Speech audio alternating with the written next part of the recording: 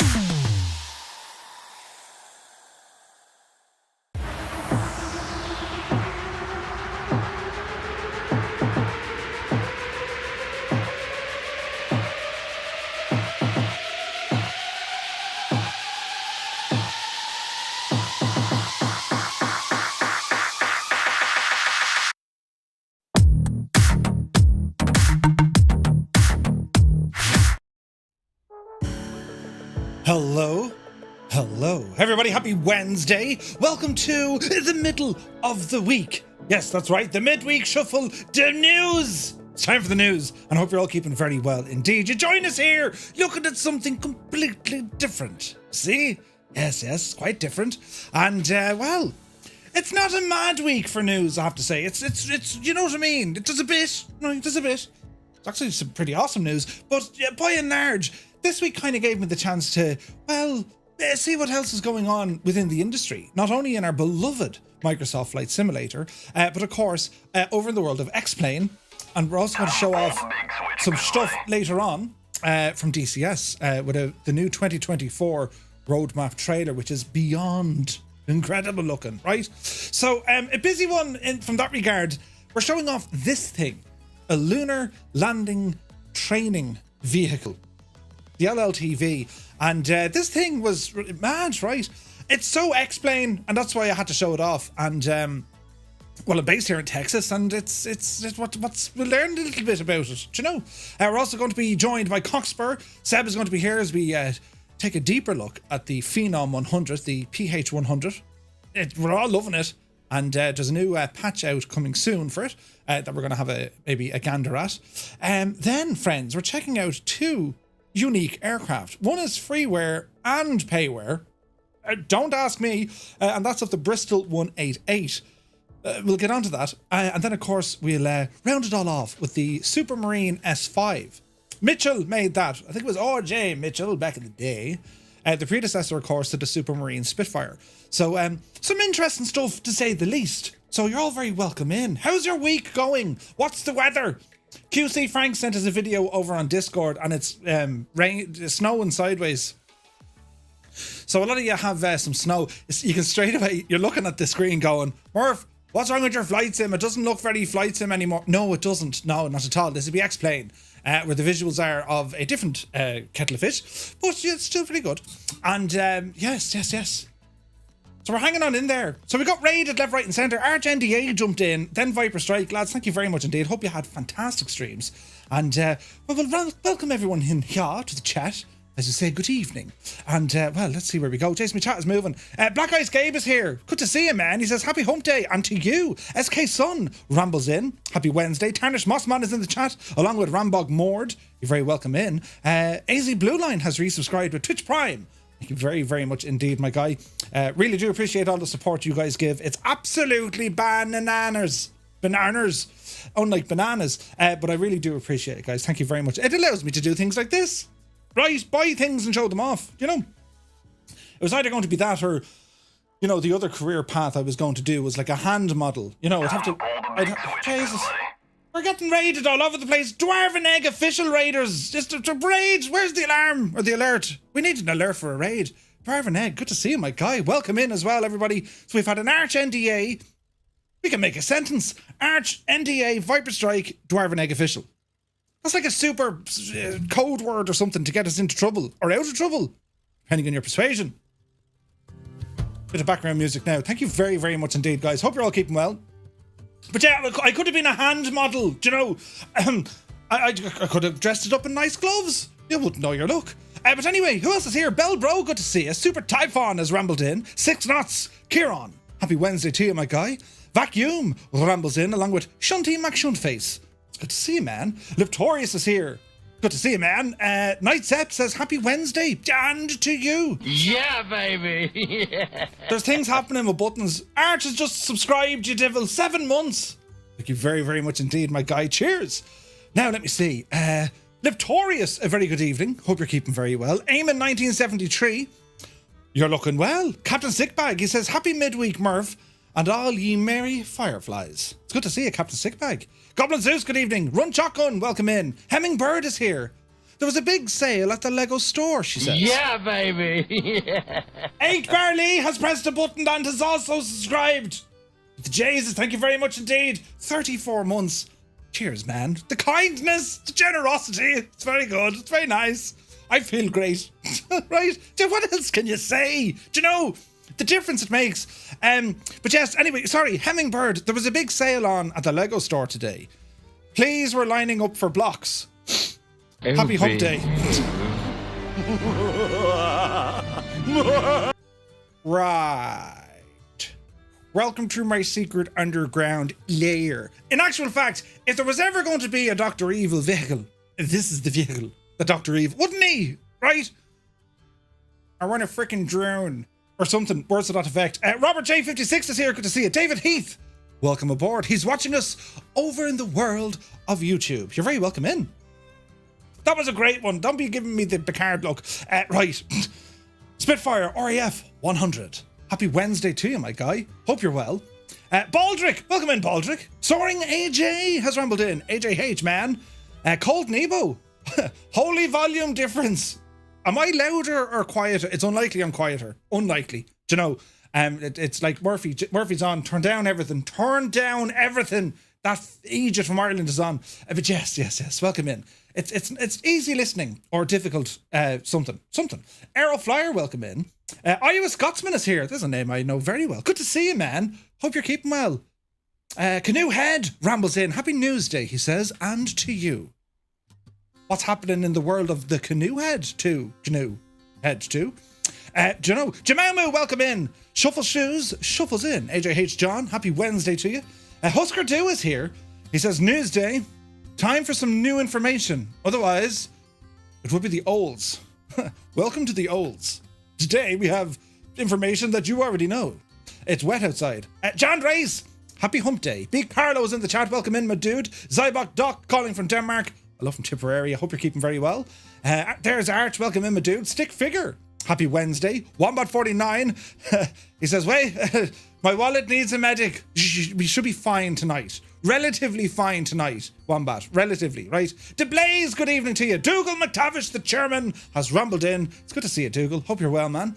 Tarnish Mossman says, Murph looks spaced out, man. Do I? My lights are dim. I'm dim, but my lights... I've added lights, right?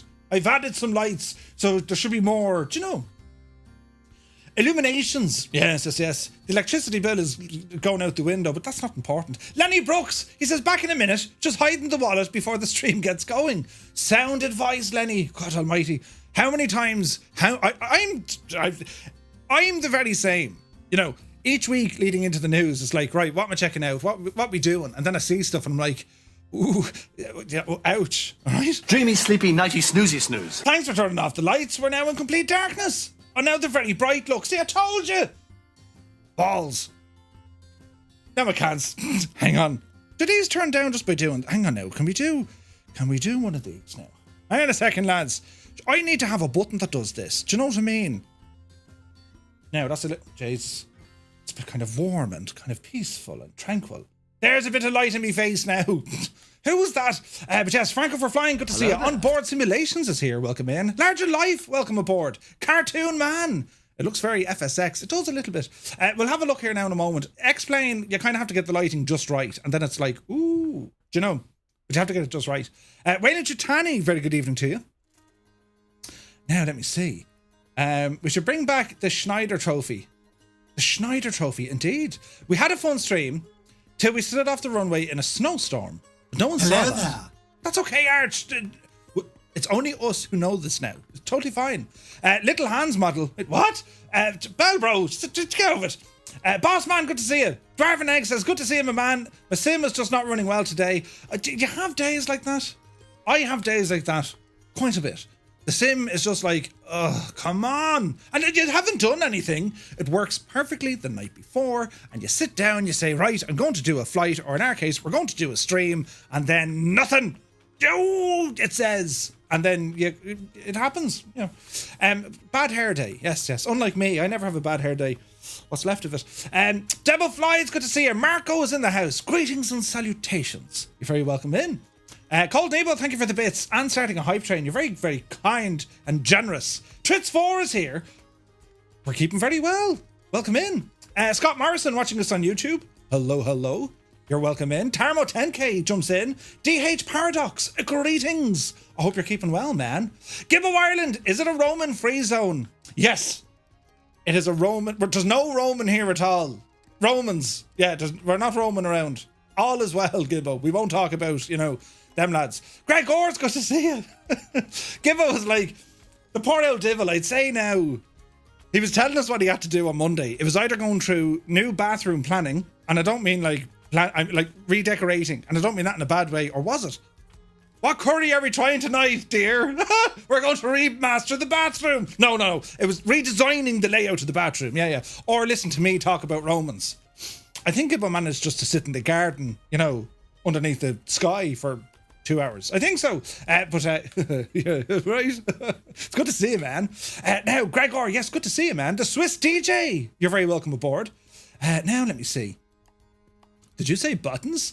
Crompton says, I swear that thing looks like someone grabbed it out of Kerbal. Right? Kerbal's brilliant, isn't it? How does an astronaut trim his bush? Jeez, he clips it. God almighty. This contraption looks dangerous. I like it. Buttons, Murph. There are many buttons with this. Muse fan rumbles in. He says, happy hump day, guys. And to you. Muse fan celebrated a birthday, and now he's much older and wiser and has changed his vocabulary in its entirety. And he watched Lord of the Rings. I have it on good authority. Well done, Muse. Welcome to the club. Yes. One ring to rule them all. And all that. But yes, the Limbics. Back at work, so doing the work lurk, he says. Hope everyone is doing well enough right now. And you, my dude. Why does this potato of a sim have better looking ground traffic? Shh, it's fine. It's an engineering tool, right? It's a Skoda hoverplane thingy. Skoda could have made one of these, actually. Do you know who made this? Bell. Our beloved Bell Helicopters company. Bell built this. Mad, right? But yes, see you later. Good to see you. Pyrotech, welcome in, man. Complete Freedom. Congratulations on your shiny new CFI badge. Do you know, like CSI, right? Well, you should do that because you're a CFI. We have a bit of music there, isn't it? You should do like what was it now? You have the glasses, right? And you should kind of come up with these kind of a weird expression. You look away from the camera and then it's time to fly. Right, and if that didn't work, you can say to your friends when they're looking at you, what time is it? Or where are we going? Wherever we're going, I'll fly us there. Right, I mean, you'd have loads of crack with that, but a huge congratulations with your CFI. That's brilliant, man, isn't it? Right, CFI, an actual teaching us how to fly. Brilliant. Absolutely fantastic. But yes, now, where was I? I was over here, look. Eagle Airways. Aaron, it's very good to see you. Happy 56th birthday news, says Gibbo. Yeah, he doesn't look a day over. Cord of the Dings. Huh? So you have to speak up now, Muse. We were just saying the Lord of the Rings. Right, now, where are we at now? Bargain, good to see you. It's not Bargain, it's Bargain. He says, Murph, do you know there is now photogrammetry in X-Plane? Do you know there is now photogrammetry in X-Plane? I wasn't aware of it. Bossman says, I thought Boeing built this. Missing parts of it. Jesus, lads, you can't be saying things like that now. You can't be saying. We're going to have a look at this in a few minutes after the news, right? Because I'm after doing something completely stupid and saving my view to the exterior. Balls. How do I fix this now? View. Change internal. Default. Here we go. And we'll save it. This contraption and a machine, right? A prodigy of the 60s. And it was all about teaching astronauts. They started off with the research vessel and then the vehicle. And then this one here is the landing vehicle, right? And well, you can see from it, don't mind the graphics, like, do you know what I mean? It's you can't compare them. There's relatively good detail on it. But, you know, X-Plane versus Microsoft Flight Sim is just, it's a futile discussion, really. They both offer their own stuff. Shadows look crap because, well, the shaders aren't great, but there's ways of fixing it, but then it kind of slows down your machine and all this sort of jazz. It is what it is. But what I like about this, and the reason why I wanted to jump into it, is because, well, it's a simulation. It's a simulator. First and foremost, that's what X-Plane is, right? But this mad-looking devil, I just said, we have to check this out. Because I've never seen anything like it. I've never seen anything like this. Do you know, which is like, we've seen like, you know, there's different kind of spacecraft and all this kind of stuff, but I've never seen like accurate stuff done. Not since we had like, you know, the shuttle landing, do you remember the shuttle landing thing you can get back in FSX? Do you remember that? Aerosoft, I think, made it. And that was pretty cool, you know. Keen Effort says, I think I came at the exact right time. As soon as I joined, music played, then Murph looked at the camera like he meant business. Indeed, right? Do you know what I mean? It's Orbiter, something like that, yeah. Right? Pneumatic chalk When this strut. baby hits 88 miles per hour, you're gonna see some serious shit. I love that. But Charlie's like, pneumatic chalk strut. That was my nickname in school. Early test of the lunar lander. Yes, we'll learn a little bit about this. There's science and stuff behind this. And ever since I've been to NASA, right, I got to go there in 2023 at Flight Sim Expo. We went down to NASA, and do you know what they said to me when I was in NASA? Do you know what they said as I walked in the door, right? Do you know what they said, lads? And no word of a lie now. Do you know what they said? Welcome back. I know they didn't, but they should have, because, you know, I have a tea cozy cup warmer thingy in NASA, right? And a NASA t-shirt, two NASA t-shirts, and one of them shrunk. I didn't get bigger. It shrunk.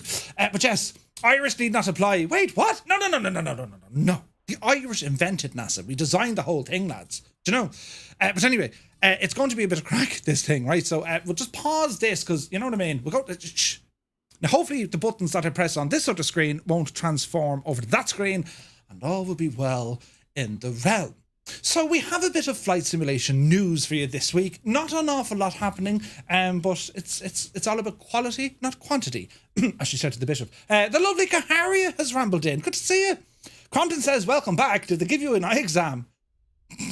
No. The Irish invented You just said it. No. NASA. The Irish invented NASA. Yeah. Of course we did. Why is that so hard to believe? Do you know? The Irish once travelled to the sun. Yep, we were the first people to go to the sun. We went at night time, though, kept the temperatures low. And that was brilliant, wasn't it? Come on. Anyway, right, let's get to it. Just Flight, we have another update about their upcoming Piper P-38 Tomahawk. Beautiful little GA aircraft. Just Flight's product pipeline for Microsoft Flight Sim brimming with a diverse and ambitious set of projects, as their recent status updates shows. Among these, the PA-38 Tomahawk has emerged as a focal point for the team after a year-long hiatus while the team were working on other projects. The Tomahawk was once touted to become Just Flight's best GA aircraft for Microsoft Flight Sim. That's a statement, considering the Arrows and the Warrior are already in the sim, and they are excellent aircraft. In the latest development update published today, Just Flight focuses on the work being done to enhance the realism and depth of the cockpit, along with offering extensive customization options. I know there's a few of you guys who've actually flown on one of these here in the chat, and they're cool and they're mad looking, right? The old Tomahawk. There's a couple of pictures here we'll look at here in a moment. Let's start off with the immersive cockpit lighting. Just Flight explains that simmers will be able to adjust the brightness of the cockpit instrument panel and pillar lights, as well as the radio panel lighting, through 2 rotary knobs on the lower instrument panel. While it's not a complex lighting system like what's available in the Vulcan or the F-28, the PA-38 lighting nonetheless creates a cozy environment for those nighttime flights. The exterior lighting is also receiving attention with navigation, anti-collision and landing lights controlled by switches on the lower main instrument panel, but the full extent of these improvements still under wraps. Just Flight have indicated that a complete rework of the exterior texture is in progress, promising more details in future updates. Which is brilliant, right? I like the Tomahawk because how basic it is, says Britannica. Absolutely. We got a follow there. Who was that? It was Britannica. Welcome in. Great name. But yes, who's this now? Is it Elric or Eric? But you're very welcome in. Good to see you. Don't ask me names, lads. You know. Now I know where Jimmy Cricket's joke book went. Tub, listen, it was grand. It was brilliant. Write it down. You'll use it yourself. Irish first to the sun and still couldn't get a tan. That's very true. Now, right, where was I? I was over here. Look, customization is a key feature of the PA-38, as expected from Just Flight's existing aircraft portfolio for the sim. The Tomahawk will initially feature a standard avionics stack, including the GMA 340 audio selector, an SL30 and 40 Navcom transceivers, and a GTX 328 transponder. However, simmers seeking a more contemporary setup will have options to upgrade to advanced avionics like the GNS series and the GTNs. The customization allows the aircraft to cater to a wide range of preferences, from training scenarios to long-distance touring. See? In terms of traditional navigation technology, the addition of an optional OBS to the main instrument panel will enable pilots to track 2 nav aids simultaneously. That's really handy, right? There'll also be an option to install the KR85 ADF and an ADF indicator, enhancing the aircraft's analog navigational capabilities. I'm really looking forward to this. The integration of Just Flight's EFB into the Piper 38 marks another significant step in the aircraft's development. Compatible with Navigraph and SimBrief, the EFB will include a variety of features, with an aircraft page dedicated to managing the extensive customization options. Just Flight have also hinted at new features being added to the EFB, details expected in further updates. So the Tomahawk, blending classic design with modern technology integration, promises another great general aviation experience to Microsoft Flight Sim. We'll continue to track the development, keep you up to date, and while we're here, let's have a look at some of these views, right? So we have this one here. Baby. Yeah. There's all things happening and I don't know who's in charge. Jesus, look what happened. Clarky666 gifting 5 tier 1 subs to the channel here on Twitch because he is a mad lad. Baby. Yeah. Thank you very, very much indeed for your generosity. And look at that. Right. Brilliant. I went to party on the moon but ended up leaving. There was no atmosphere. Yeah, baby. Yeah. Sydney Radio says, working at FBO 40 years, we jokingly refer to the Tomahawk as the Coffin Hawk, oh Jesus, and the Trauma Hawk. Because of the low wing, students were prone to 40. Yeah, baby. Yeah. They were prone to 50-foot flares upon landing. Yikes. Murph, it's pronounced Helric. Helric, I shall never forget. Great name. Helric, brilliant. But yes, Dougal choked on the chocolate. Yeah, baby. Yeah. Dougal just says, now I choked on me chocolate hobnob. Hobnob is a biscuit or a cookie to our American friends. Nothing else. Nothing sinister here, lads. Not at all. Not in the name of Jesus, is it? Anyway, look at this for the cockpit. Isn't it gorgeous? It's very nice. And I'm really digging the old age navigation, the ADFs and the VOR. It's going to be class, right? And as we scroll down here, we have a look at this night lighting. It is very basic, but I mean, that's what you want. I mean, you're looking for the ideal trainer, really. I mean, that's what we're after here. Where the Comanche from A2A is still in my book as probably the best and greatest in terms of the realism. Our Xbox pilots can't experience that yet. So, you know, the best alternative in terms of fidelity is definitely the FSR 500. But that's a very modern-ish aircraft. There's a lot of power. I mean, you wouldn't necessarily do your flight training in something like an M500 or a TBM, for example. So The Cessnas are fine, but you need something like this. It'd be interesting to see if Just Flight will put the same updates into their existing fleet. I imagine they will. But it looks very, very nice. And like having the EFB in there, it's just handy, isn't it? Do you know, it's just handy. And if, you know, if there's click spots to, you know, happy days, lads. Energizer, good to see you. There's no doubt been a few accidents. Right. Husker 2 says, thank you for clarifying. Come on, right? It's not that sort of stream. But anyway, listen, this is good news from Just Flight. They announced the Tomahawk ages ago. Absolutely ages ago. And it's great now to say, or to see, Just Flight's home development team, this is their main focus. They want to get this aircraft out the virtual hangar before they continue on with their other projects. So it's looking good. Clarky, thank you very much indeed. And Mick Ham, good evening. I hope you're well. So moving on, Sim Solutions have announced development of a Learjet 75. Ooh, right. Learjet may have just seen the first proper introduction of the aircraft thanks to FlySimware's Learjet 35A, but today we're bringing you a short update to let you know there's another developer working on another Learjet business aircraft. Sim Solutions, who brought out the Diamond DA20 last summer, recently announced the development of a Learjet 75 with close support of a real-world pilot of said aircraft. In fact, the Learjet 75 project by Sim Solutions appears committed to authenticity and detail. In the announcement made through the developer's Discord, it is stated that unlike many simulations based on internet source images, this project benefits from the direct input of a real-world Learjet pilot. The collaboration provides exclusive access to detailed photographs and videos, ensuring a high level of accuracy in the 3D model. Some of the key features this aircraft will include is the Garmin G5000 system, a Garmin FMS system, interesting, customized flight model, use of the main cabin door. You'd be surprised how many times they're overlooked. 8K textures inside and out, accurate modelling and material usage inside and out, a fully modelled cabin and custom lighting.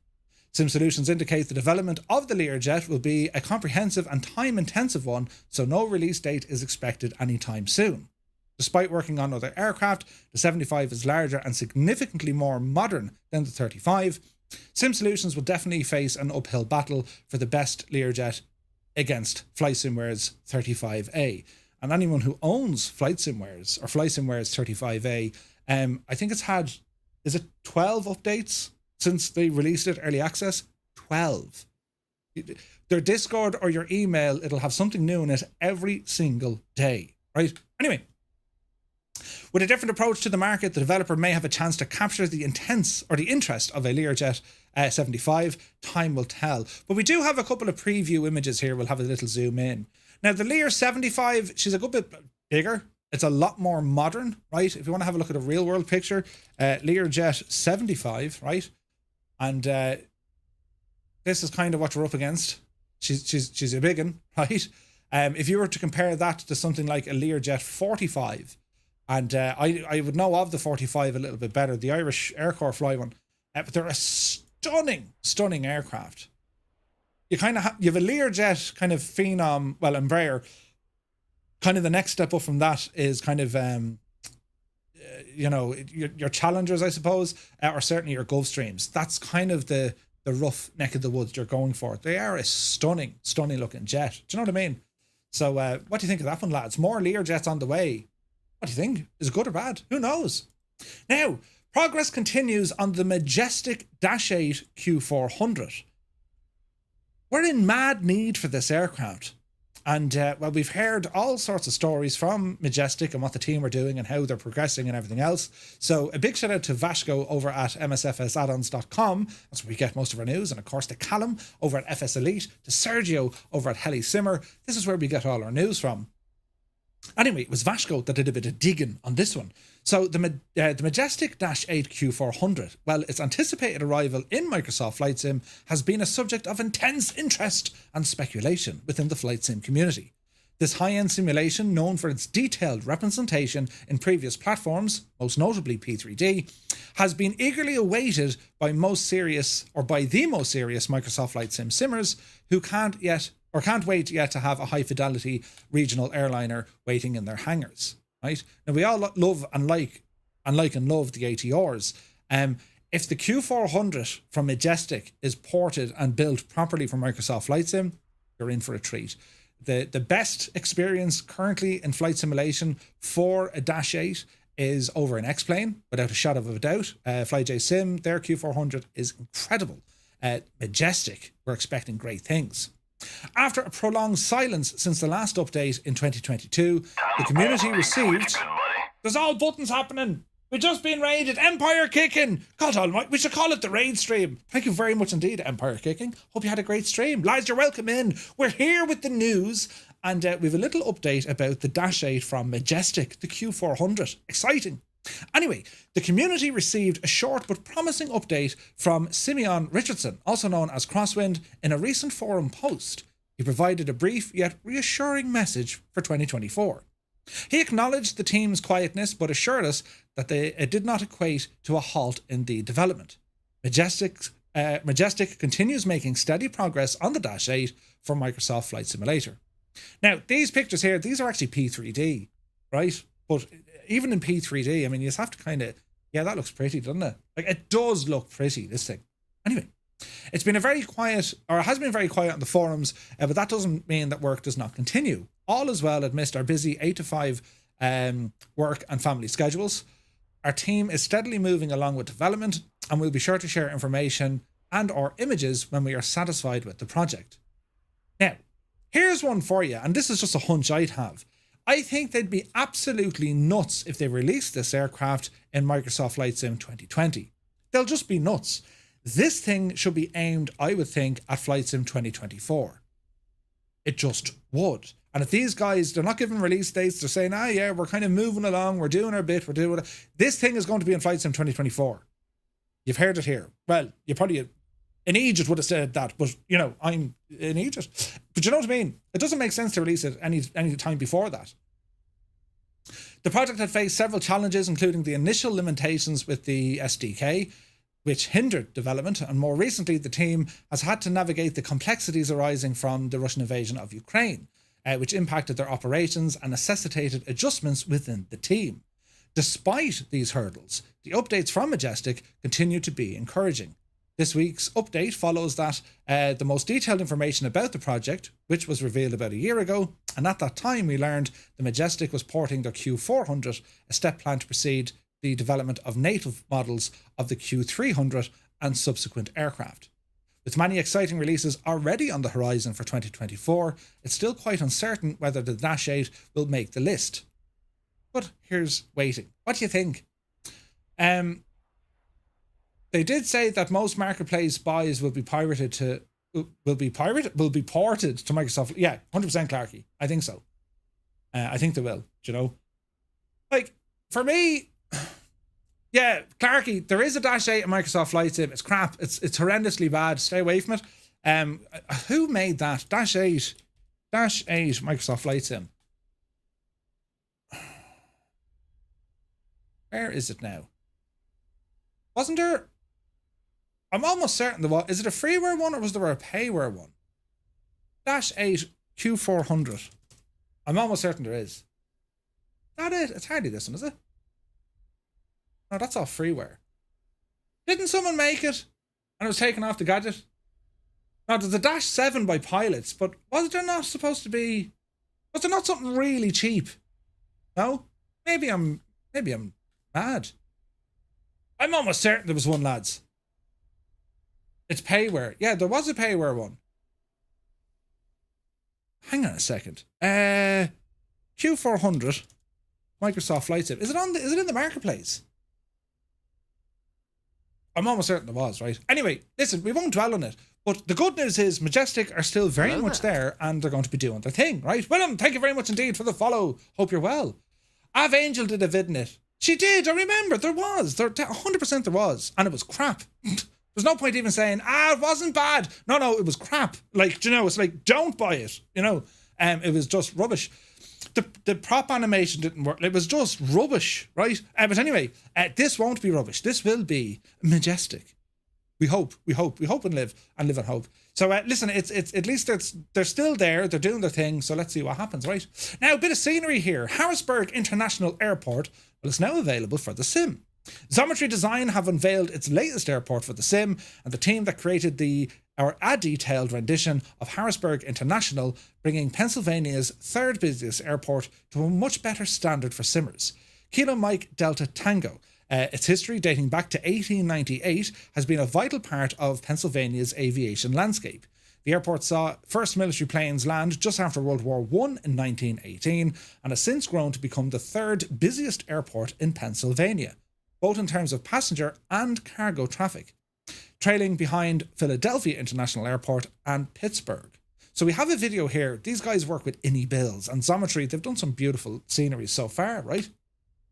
So we're going to have a gawk at a bit of scenery here now, right? Make sure that's all turned down and crank up the old quality here now, just to show you kind of what it looks like. Do you know what I mean? I mean, you wouldn't know your look, right? So we'll do one of these. That works. And one of them. Are we ready?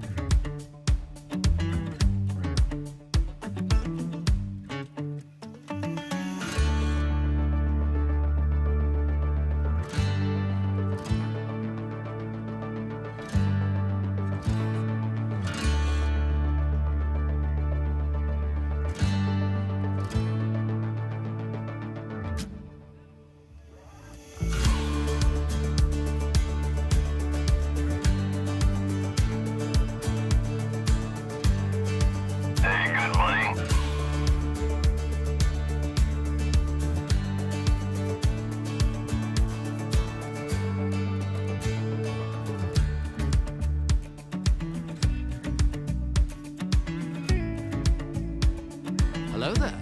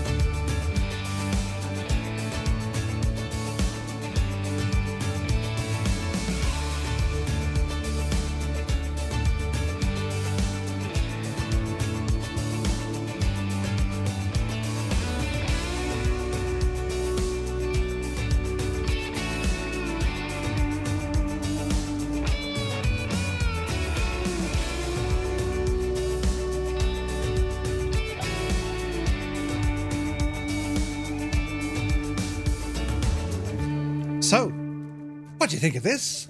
It's kind of pretty, isn't it? It is kind of pretty. Xometry looks like they've done a fantastic job. So, Xometry Design's Harrisburg Kilo Mike Delta Tango is now available for Microsoft Flight Simulator. Situated in Middleton, or Middletown, 9 miles southeast of Harrisburg, serves as a critical link for South Central Pennsylvania. The airport is a hub for Wiggins Airways. Wiggins, that's brilliant, and provides flights to numerous destinations, including Charlotte, O'Hare, Dallas-Fort Worth, and seasonal routes to places like Myrtle Beach and Nashville. Pretty cool. We saw in the trailer FedEx, UPS, DHL, they all have hubs there, including the 193rd Operations Wing, the National Guard's Special Operation Wing, and we saw a couple of C-130s out there as well. It looks pretty, doesn't it? So the price of this machine here, well, Xometry is available over on the IndieBuild store, priced at around $15, give or take. That's where it is. Not too bad, right? Not too bad. What's UPS? Oh, there's all names for it.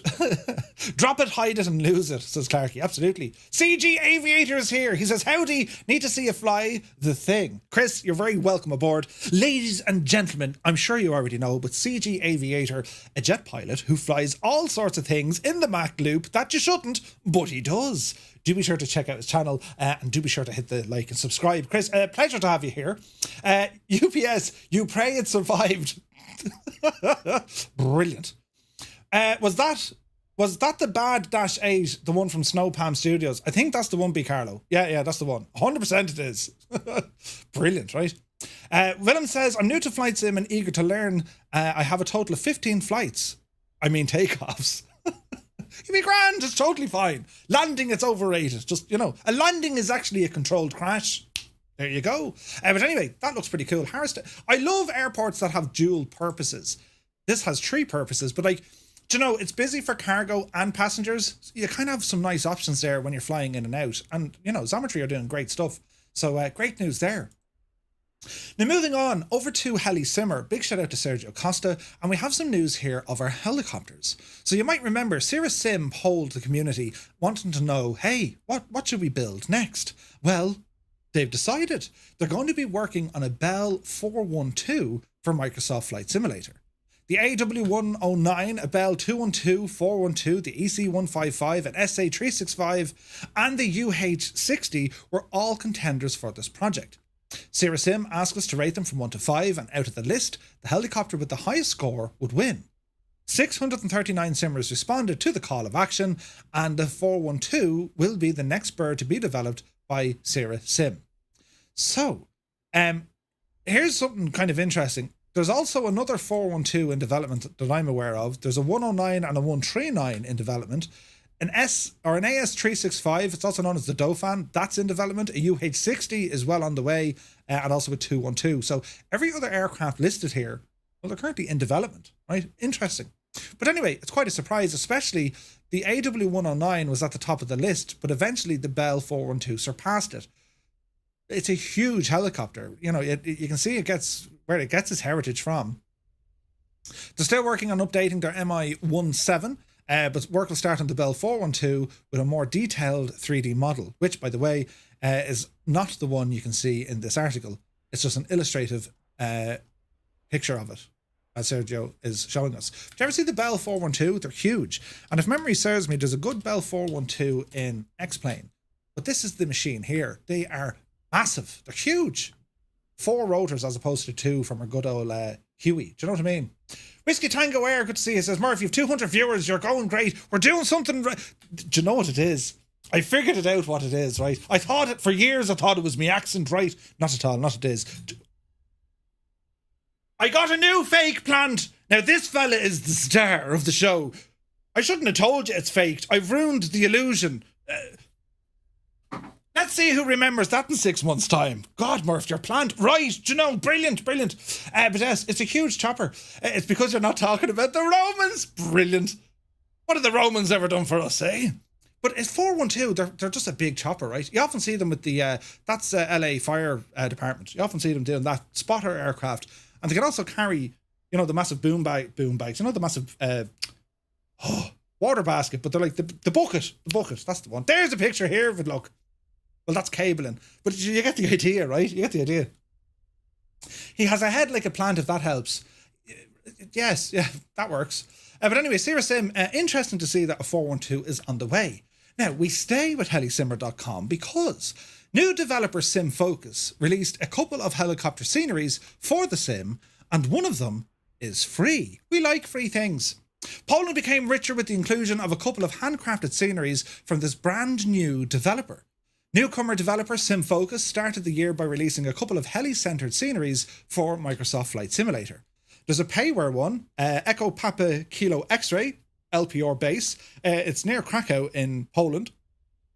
In real life, there's a 135 here on duty 24/7. Look at some of the pictures here of the scenery. It looks very well done. Doesn't it? And like helicopter sceneries, whilst a lot of them, you know, they were added to the sim before choppers kind of came out there, and there are helipads, it's great to see sceneries focused on helicopters because, well, we all know there's parts of airports, it just doesn't look the part. It's just not done right. The terrain could be weird, or, do you know what I mean? Kind of handy. So it looks the part here, right? And I mentioned one of these was free. So we scroll down. The scenery is comprised not only of the base, but also a couple of other helipads, which you can download separately. Where is it now? So we have the Hems base itself has 2 parking spots, fueling capability, custom-made 3D models. Then we have Hotel 102 over at the hospital. And then we have the H324, a trauma centre, the newest and most often visited hospital in Krakow, featuring high-resolution orthophoto map, functional approach, path lighting, and also it's a cold and dark helipad starting position. That's a thing, right? a lot of the chopper positions in the sim, your aircraft starts all engines running. Is what? Very annoying, right? Now, the helipad Krakow Hotel, Foxtrot Echo Romeo Oscar, is the freeware scenery. It's a civil helipad near the borders of Krakow in Poland, and the helipad is conveniently located near a highway by a 3-star hotel, 10 minutes from the main airport, but not limited by controlled airspace. And again, we've some nice pictures here, right? Looks the part, little chopper in there, out by the main road, bit of Polish road signs for you. And it's for free. I mean, come on, as we all like free things. So do be sure to check it out. You can find all this stuff over on the developer's website and simfocus.com. So click on the little link, that'll open it up. And we ramble over to SimFocus. They're a brand new developer into Microsoft Flight Sim. Pretty cool, right?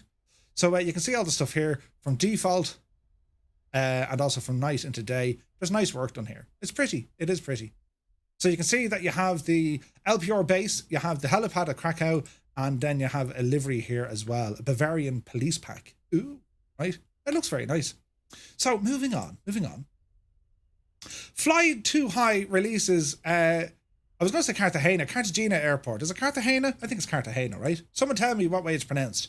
It's not the one in Spain, though. Cartagena Airport, officially known as Rafael Núñez International Airport. It's down in the neck of woods of South America, right? It looks very fancy. So, known officially as Rafael Núñez Airport, holds the distinction of being the most extensive airport in the Northern Caribbean region of the country in terms of passenger traffic. Common airlines that operate here include Avianca, LATAM Airlines, Viva Air, Copa Airlines, and others, right? Now, where are we at? We have great pictures here. I want to show you this video. The price of this is €14.99. It's about $17 US or about £12. So let's have a look at the video because it does look very fancy, right? We'll do one of these. Is it HD or 4K? HD, pause that, play it, press this and do that. I mean, it's seamless. The transitions. Let's check this out.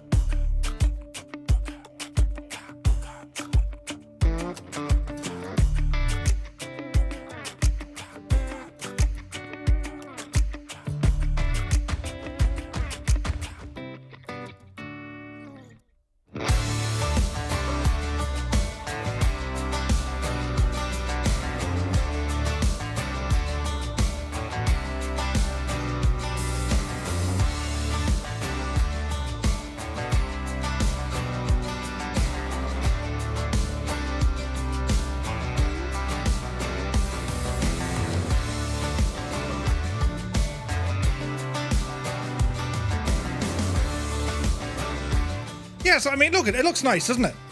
And that's interesting walking transition movement thingies. Just fair enough, we'll give it to him. And look, it's nice to get a nice airport down that neck of the woods because, you know, you don't always get decent scenery down here.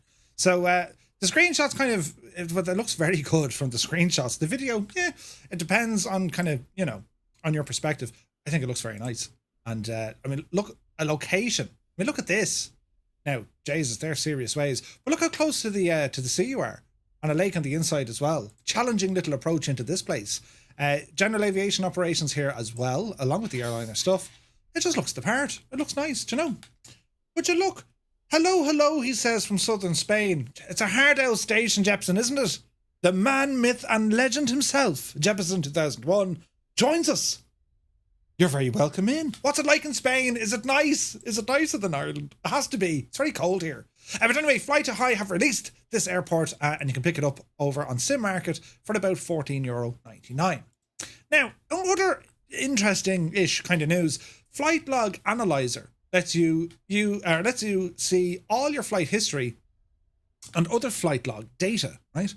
Many of you have likely accumulated hundreds of hours or even thousands of hours piloting various aircraft, traversing numerous flight routes and exploring different countries in the sim. This extensive data is typically stored in the Microsoft Flight Sim logbook, right? Or if you have something like FS Hub, it'll store it there as well. However, there's now something new, Flight Log Analyzer. It's a newly developed bit of software that offers a wide array of features for in-depth analysis and management of your flight logs. It functions as both an analyzer and a viewer, enabling users to access a wealth of detailed information about their flight history in Microsoft Flight Simulator. It includes data on the flight locations, aircraft utilised, distance covered, and much more. Mariner Holly is here. Good to see you, man. Welcome in. Its key features. The main display of Flight Log Analyzer pulls data directly from your logbook, offering options to summarize, graph, export, and edit your flight data. It supports both 12-hour and 24-hour formats and can display times in local or GMT. The logbook columns are customizable, and a pie chart shows the percentage of logbook capacity used. It also has a flight map viewer. The feature graphically displays the path of your flights. It integrates with Google Earth, allowing users to view their flight paths with satellite overlays or standard maps. The altitude profile can also be displayed alongside the flight path. It has a flight profile viewer that has group analysis and summaries, which can be categorized and summarized by various attributes, such as aircraft model, type of flight, weather conditions, and the flight end status. This feature provides a detailed breakdown of flight data over different periods, be it 30, 60, or 90 days. It also includes a flight or a logbook editor, allowing users to permanently delete unwanted flights, with options to identify short flights or flights that ended in a crash. There's also a backup and restore option that generates restore point each time the flight are deleted, enabling users to revert to previous versions of the logbook. Users can also create backups and you can export it using the normal CSV, XML, and so on. The Flight Log Analyzer offers some very cool insights into your flight history in the sim. One of the most favorite features is to display all your flights on a map. And again, this can be done with other programs, but it's nice to see it coming alive here, especially that you can export them and, you know what I mean? Who knows? Anyway, the application serves in 3 versions. You have a freeware, you have standard, and you have pro. Freeware version offers basic functionalities like viewing the logbook and a summary analysis. It also includes the flight path maps and altitude profile charts, but it's limited to a 15-day period. Standard version. The version includes all freeware features plus the ability to export the logbook to Excel, Google Earth, Volanta, Little Nav Map, SimToolkit Pro, and more. The Pro version, alongside all the standard features, it allows editing of the logbook, meaning that you can remove unwanted flights. The standard price is $12, while the Pro version costs $18. It's a one-off fee. So for like $20, you got the thing. Oh, what do you think of that? It's very cool. In fact, amazing, says Skipper Jeff, right? French Wall says Microsoft Flight Sim logbook is disabled in developer mode. Ooh. Hey, Miranda is here. Hi, Miranda. How's it going? What do you think? Like, a flight log analyzer. Okay. Sure, we like it. But like, you know, have you ever used the FS Hub one? Now that we're here, we'll have a little gawk at this, right? So if we go to, this is what FS Hub does, which is for free. You can export your logbook and you can have a look at all your flights here as well. For example, this is my logbook and it's going to show me a flight from Dublin to Manchester. And when I click on it, well, this is the information that it pulls. You can see the call sign, which, why would I be Speedbird 1? Who knows? It could have been a rainy Wednesday. The airline it flew with, the aircraft, planned cruise, altitude, landing rate, flight time, distance, how much fuel, zero fuel weight, max altitude, the average speed, the entire route, takeoff details, including the heading, the wind, the pitch, the bank, even a landing rate. Plus we have the map and we also have a flight chart. This is all for free. For me, it's kind of difficult to go off and look at some payware solutions, unless, of course, you wanted the ability to overlay these sort of flights in the likes of, say, Google Maps or that. But, you know. Anyway, it is what it is. You can also have a look at, with FS Hub, you can actually have a look at your own profile. It'll show you the flight map of all the flights that you've done, see. So if you wanted to know where do you fly most often, this is for free, like, do you know what I mean? So it can get a little bit kind of head scratching when we're saying, well, here's some payware stuff. But fair play to the developer. I mean, they're giving it a shot. With stuff like Volanta, I don't see myself having a reason to pay for it. I agree. Does the game have Cork Airport? Sweaty Palms, yes, it does. The logbook analyzer does not even run in Microsoft Flight Sim. It just reads the Microsoft Flight Sim files. Ooh, really? Interesting. Anyway, listen, it's news, isn't it? So, do you need it? That's why I showed you FS Hub. I don't think we need it, lads. Do you know? Now, here's something else. The Virtual Performance Tool. It's now available for Microsoft Flight Sim. Let me see. Speedbird9, welcome in. Thank you for the follow. Good to see you, man. So here's a Virtual Performance Tool. And again, you might be going, huh? As we dive into 2024, there's always something new and exciting around the corner. This year is shaping up to be no different. Keeping up with this week's trend of introducing you to some useful new utilities, today we want to shine spotlight on something special for all flight sim enthusiasts out there, a new tool called the Virtual Performance Tool. It's hitting the scene with some big promises, billing itself as the most advanced performance tool for Microsoft Flight Simulator, or indeed any flight simulator. Developed with the aim of closely mirroring the tools used by real pilots, VPT offers a comprehensive suite of features designed to enhance the flight planning and execution processes. This includes advanced takeoff dispatch, landing en route, weight and balance calculations, dynamic changes based on NOTAMs, and more. VPT, it's a web-based application, which means it can be operated from a wide range of devices, including Android, iOS, smartphones, tablets, all that jazz. For the latter, there's a native app currently in development that seeks to offer an even better experience for touchscreen devices. We'll have more news on that in a few months. So, naturally, one of the key highlights is the advanced takeoff calculations. Now, you might be saying, what is all this? For the airline flyers, those flying the big jets, will you need all this information? Well, it's nice to have all this information. It's a simulator, but it's nice to have it because you want to be putting in the correct weight and balance configurations, anywhere from your thrust settings, flaps, pitch, trim, how much runway do you need, all of the above. Anyway, it allows users to determine the optimum D-rate thrust and maximum regulated takeoff weight, amongst other critical parameters. This feature is particularly beneficial for simulating realistic takeoff scenarios under various conditions. It looks at the weather as well, you see, right? For landing, the tool provides detailed calculations for maximum landing weight, taking into account different runway conditions and legal requirements. This feature is complemented by the landing en route function, which offers insights into landing distance requirements and recommended brake cooling schedules. It delves a lot deeper into what we have, right? The weight and balance component is equally impressive, offering realistic simulations, customizable profiles for different aircraft, including those from popular add-ons like PMDG. The feature ensures that users can accurately plan and adjust their flights according to their aircraft-specific characteristics. Additionally, the tool integrates seamlessly with the global NOTAM updates and includes an extensive database for airport information. The creators of the VPT have emphasized their commitment to accuracy and customer service. Each aircraft variant in the tool contains about 20,000 lines of data cross-checked with real manufacturer tools to ensure precision. This is way up there, right? VPT seems to be a highly capable tool that can prove to be a game changer for many simmers. A free demonstration is available so you can get a feel for the app, and then it's available in 3 subscription tiers. We don't like subscriptions, says your man who loves subscriptions, but you know what I mean. Anyway, to cater to different needs and budgets, the entry-level option priced at €99 a month, offering the most basic features. For those seeking the full suite of capabilities, the Pro experience is available at $5.99 a month, and then the mid-range option is at $3.99 a month, which appears to be the most balanced. Now here's the thing, right? The performance page. We have things like PFPX, we have Tomcat or Topcat. Do you remember all the old stuff back in the day for your performance takeoff and all this? A lot of the add-on aircrafts, including Phoenix, well, they have their own built in. Now, are they going as close to the real world as this thing? Probably not, right? This is the extreme. But again, if you're using a simulator as a tool to help you in the real world or to train for the real world, well, something like this is going to be on your radar because you need to get the numbers as close as possible.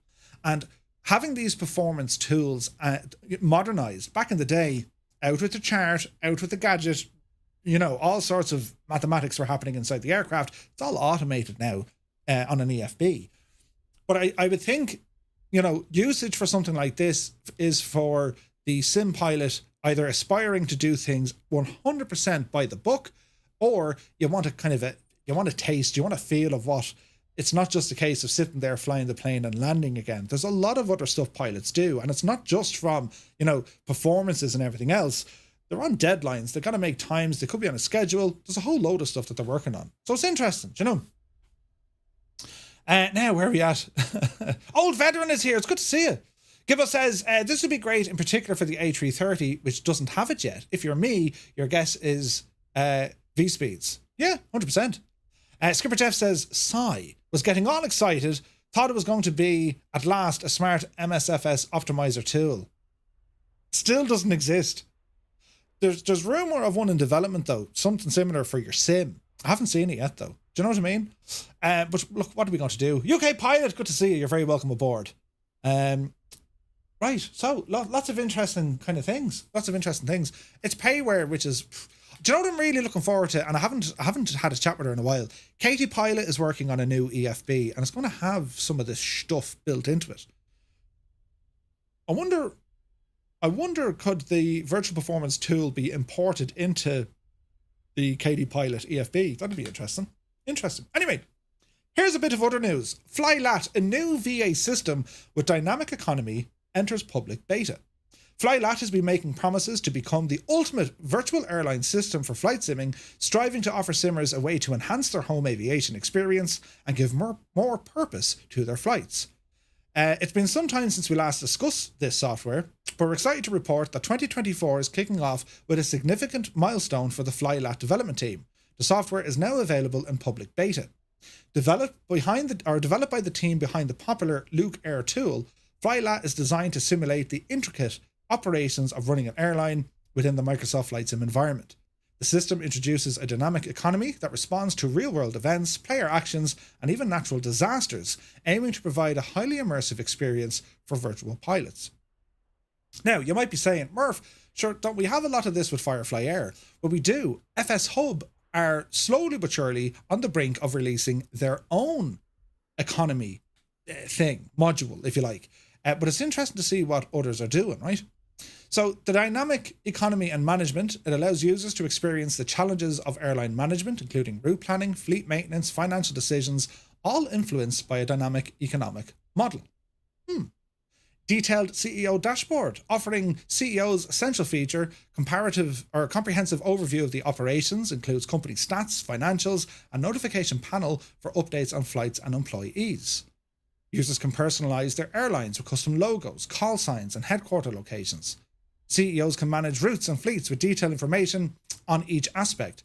Pretty much everything you see here is pretty much everything that's going to Air Economy, which is a new feature coming out from FS Hub. The platform includes features for managing virtual employees, from pilots to administrative staff. That's interesting. CEOs can hire, promote, demote, or fire employees based on performance and company needs. Let's not go there, Twitch. Flight operations. Pilots can choose from various flight options, including scheduled or non-scheduled. The system tracks flight details, passenger numbers, and financial performance. Integration with the sim. It's designed to integrate seamlessly, and it plans to expand compatibility with other simulators, broadening the scope of operation. The public beta phase will allow users to experience FlyLat without a subscription, and the pricing model is designed to be accessible, with CEOs paying an annual fee and pilots participating for free. I like that. Public beta is in the crucial phase of testing and refining the system. Users are encouraged to provide feedback to help the developers enhance the platform's features and usability. It's interesting. The subscription priced for the Virtual Air, $34.99 for the first year and $11.99 for each subsequent year, aims to provide enhanced features and exclusive benefits. Interesting. Subscribers will have comprehensive access to manage their airline, including the ability to create custom announcements that adjust according to weather, time of day, destination. We'll have to see it as it kind of runs out there. But it does look interesting. FS Hub putting all these paywares out of business. I would say so, but you know, we need to see what FS Hub can do. This can also be used with the ETS to sync with the economy energizer. Yes, correct. Nutty Slack, good to see you. Does the bot have a problem with the word lateral? I couldn't tell you. Knight said, you should know that the bot is mad, man. Overworked and underpaid. Big Al's is here, good to see you. That's all good, but isn't Microsoft Flight Sim, it's a flight sim, not a business sim? Yeah, but like, the whole idea of these are to give you reasons for flying. Outside of the usual exploring, practicing, learning, people like to have a reason to go flying. So it's, you know, products like this do very well. We see it with FS Hub. We've seen it with some of the older stuff like Flight Economy, or FS Economy. We've seen it with, what was the other yoke? Just Flights had it, Air Hauler. Do you know what I mean? Like, putting the economy into it, giving you a reason to go flying, it's kind of cool, like, you know. But anyway, just thought it was interesting news. Now, speaking of interesting news, my jaw is still on the ground. Has anyone watched the trailer from Eagle Dynamics about their 2024 roadmap? If you've watched the trailer, you know it's just, holy crap, that's how good it is, right? However, if you haven't watched it, well, we're going to show it. I can't, however, play their music because we get in trouble. Sod the bot then. Yeah, which is right, you know. But I'm going to play this video because it's absolutely friggin' incredible. DCS, Eagle Dynamics, these guys are, well, they're just pushing more content out there. And I thought it'd be kind of interesting to show this off. The movies that these guys make, the theatrical trailers, they are unbelievable. They're unbelievable. And it's when you see this sort of stuff, you're thinking, Jesus, this is now available to us. It's a flight sim. It's a flight sim, right? So we're going to play this, but I have to use my own music. So I don't know how this is actually going to work. But sure, listen, we'll give it a bash and see what happens, right? It could be grand. It could be very grand. So let me see. Spruce up there to 1440. Press a button. I can't play their music, unfortunately. But well, let's see what happens here.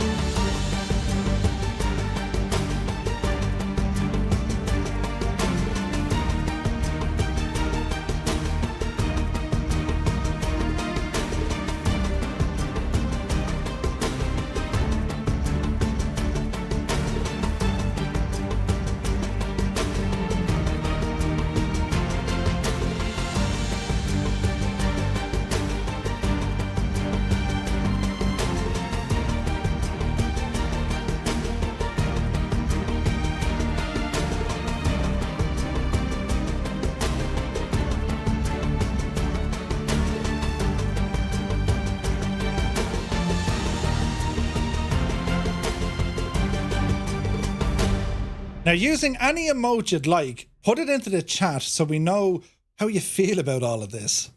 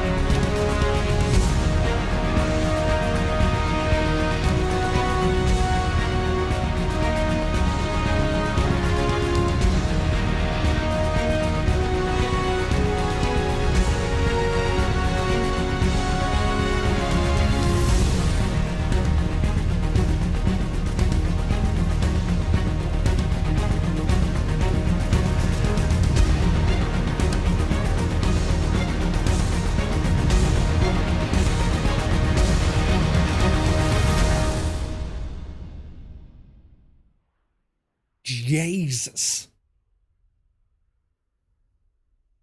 Chills! We have chills! Like, holy crap, you talk about, oh, like, it's, regardless of what it is, it's flight simulation, it's combat simulation, but like, have you ever seen such a cinematic like that? It's incredible, absolutely incredible.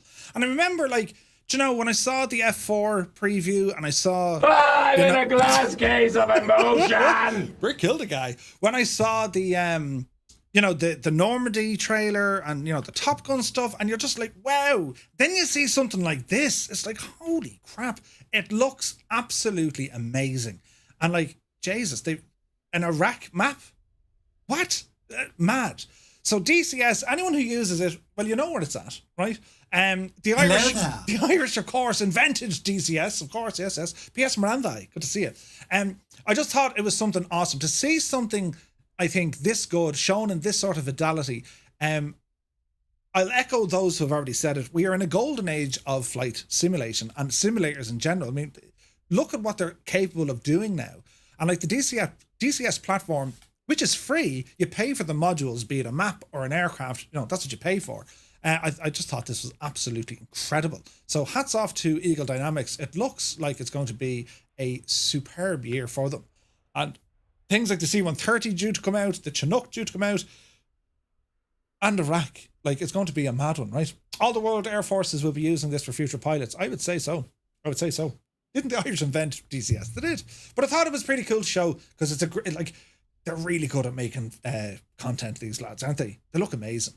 So, Eagle Dynamics, just incredible work. And then, of course, a Fulcrum A in high fidelity is on the way as well. Pretty cool. So we almost there now, lads, almost there. VATSIM events. Yes. They do VATSIM events every day, and they do quite a bit over the weekend. And these are usually fairly large events that they would fly, and they'll have ATC up and running. Now, we will soon have a return to some ATC on our own community, utilising Discord for our Xbox pilots, and we have a couple of VATSIM controllers willing to staff up some airports in the US and also in Europe, because we'll do a bit of ATC stuff soon, mainly for the VF4 stuff, as we practice and train to get our heads around IF4 procedures, which will be fun. However, in the meantime, if you're new to ATC in the sim, right? Or if you are a seasoned veteran, well, the VATSIM events are definitely something of interest. There's one here in particular, South African Sunsets. Every other Saturday, they'll open up South Africa with ATC coverage into the major airports, Cape Town, Johannesburg. So make sure you get your long haul or domestic flights in and enjoy the South African ATC. Even if you don't want to fly online, just tune in. Get your vPilot or Xpilot or whatever client you're using to connect to VATSIM and connect as an observer and just have a listen and a watch. You'll learn so much by spending 20 minutes, half an hour, just, what's going on here. You'll learn an awful lot. So vatsim.net/events gives you a list to all the events that are on. The one I'm looking at here is on Saturday at 1700 Zulu. It's the South African sunsets. You're flying in South Africa. Do you know what I mean, Blue? Let me see. Ice Steak, thank you indeed for the follow. You're very welcome in. The question is, does DCS apply Roman tactics? Well, sure. Or if I got some ideas for the VA I'd like to discuss, sure. Now, let me see. All the World Air Forces will be using it. They just will, lads. They just will. I'm late, but I'm here. Great to see you, PS Miranda. Some of the guys that fly in DCS are next level. Sadly, not me. Dougal. It looks pretty cool, doesn't it? G Slayer, good to see you, man. He's like simply the best. It's beautiful. Give us like skill issue. Brilliant, right? But the F4 looks great, doesn't it? The Clemo, good to see you, man. Right, in our last bit of news then, a couple of quality of life updates. Gibbo has been busy, and well, you might notice now over on our website, twotonemurphy.com, there's a new YouTube gadget thingy added, and a big shout out to Gibbo for this.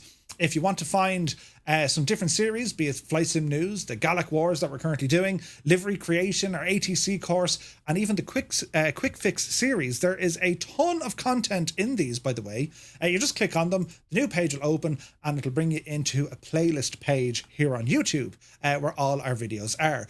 Gibbo has done incredible work with the Quick Fix series, anything from installing scenery, how to work the drone camera, how to use SimRate, improve your screenshots, moving files to another drive if your hard drives are filling up, how to create your own custom cameras, bring your flight sim out in your tablet, and I've a few in there from like some of the basics, getting the aircraft up and running, how to multiplayer, all that sort of jazz. There's an absolute plethora of information on these videos, and some of them are old. There were some of our first videos, but do be sure to check them out there. As I said, Gibbo has done an update to the website, so you can find them all now when you navigate over to twotonemurphy.com.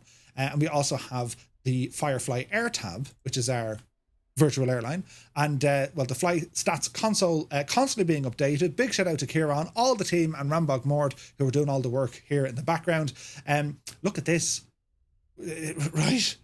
The airline is doing so well. We are almost at 100,000 flights. Isn't that incredible? 100,000 flights. It's just nuts. So all of this is up and running, and it's all there for you to see and to mess around with. And do you know what I mean? Do be sure to check out the website as well. And if you guys have any suggestions or feedback, let me know. We like a bit of feedback, and we'll try and see what we can do getting more features up there. Not to mention, we also have our own unique downloads section.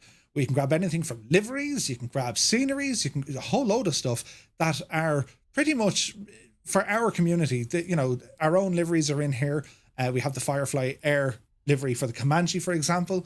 Helicopter liveries, all the Firefly Air stuff is in here. Not to mention, we have links then to some of Jeppesen's work.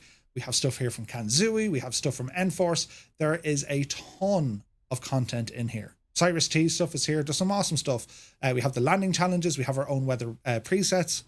It's all free. All of it. It's free. So do be sure to pick it up, have a gawk at it, and see what you think. Right, moving on. Will you join me here in X-Plane? Now, this is a machine that looks absolutely mad and brilliant. It was built in Ireland in 1970. No, it wasn't. This here, the Lunar Landing Training Vehicle. And this was designed to equip astronauts, that's the word, equip astronauts with the skills needed of actually being able to fly the LEM, the landing module, right?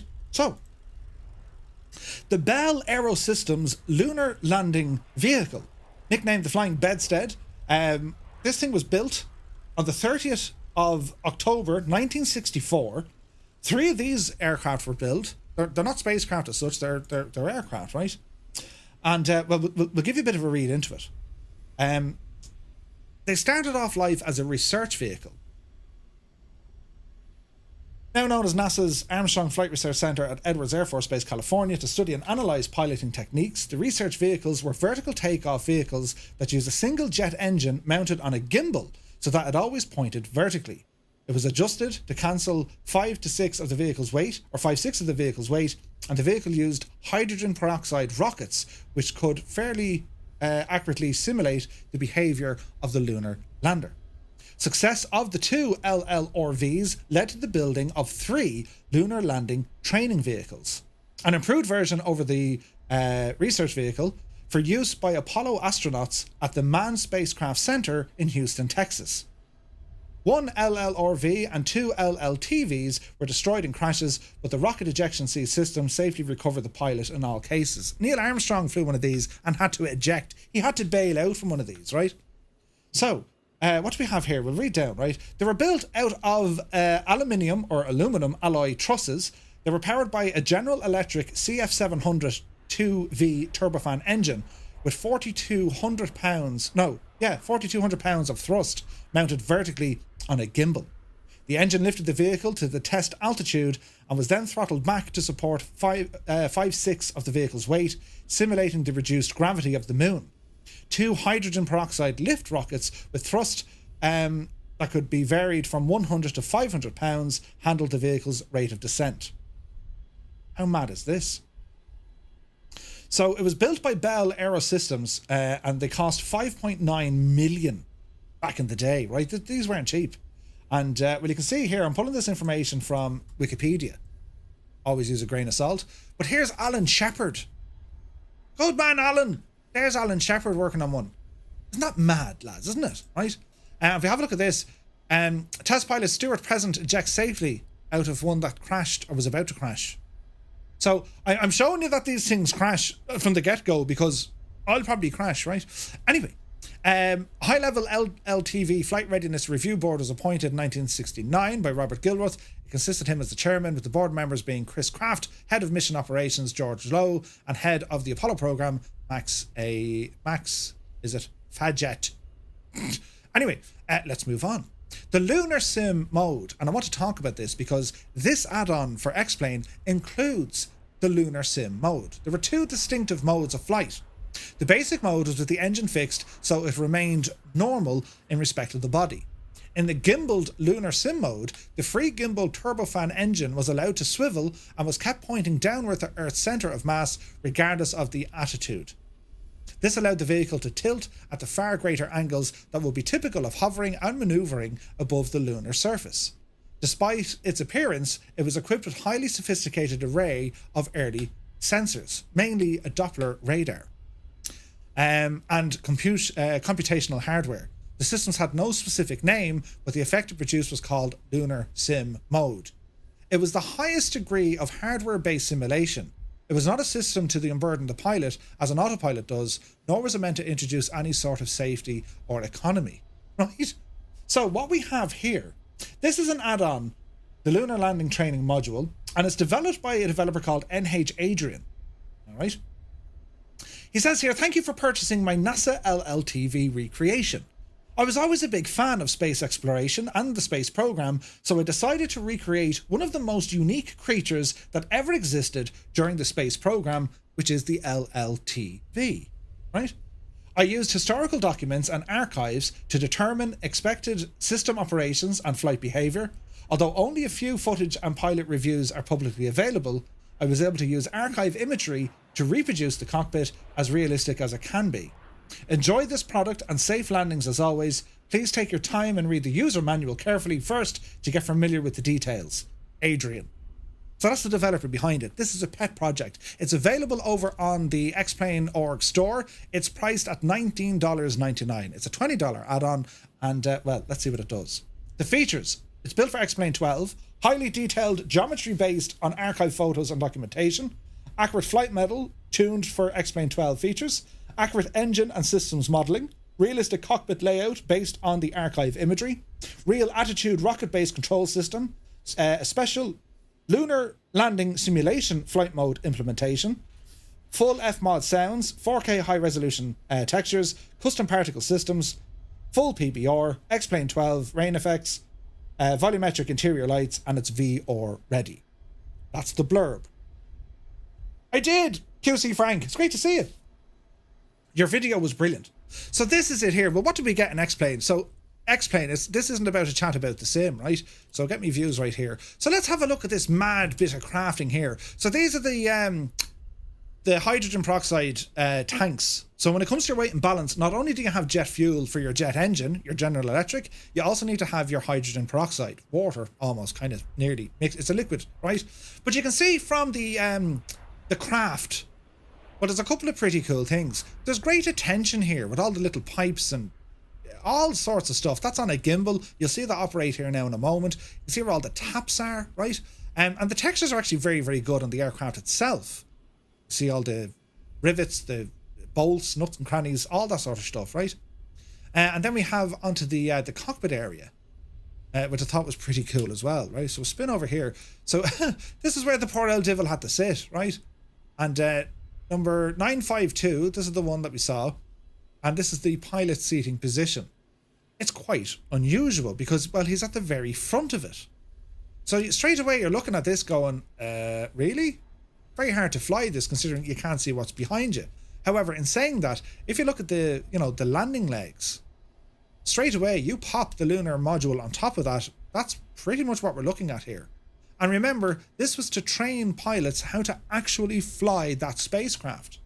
And it was done here. It's nuts, right? So what we're going to do, we're going to hop into the cockpit and let's have a look around. Disappear the 3D pilot, which we can do. And, oh Jesus, well, there's buttons here, right? So we can see, right, we have some lighting, we have an engine start, we have a radio, we have a fuel switch, fuel, grand, open and close. This is our collective, if you want to call it that. I would say think more drone than helicopter, right?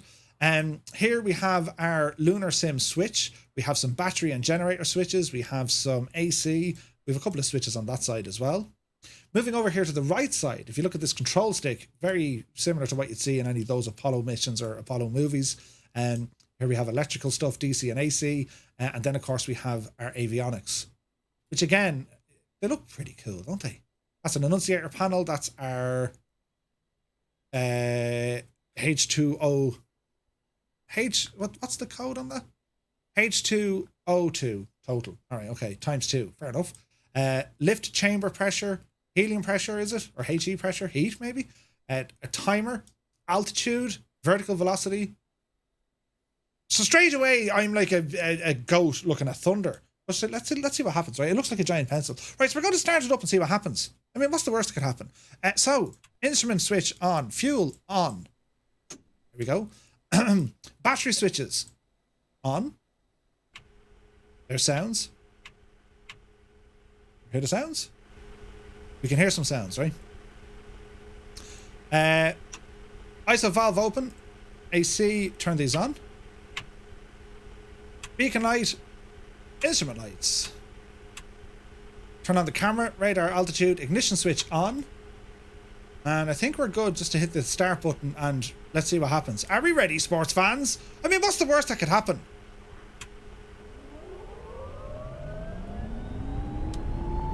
Radio. Murph, you know that hydrogen peroxide will sort out the grey hair. Would it? Alright, let's have a look. We're looking good. EGT is good. RPM is good. Alright. The ejection handle is this fella here. Just remember that when it all goes pear-shaped, right? Right. This will be great. We'll use this camera for the crack and see what happens, will we? Totally fine. Add in a bit of power here, Murph. Easy. Easy. Up you devil. Look at those thrusters.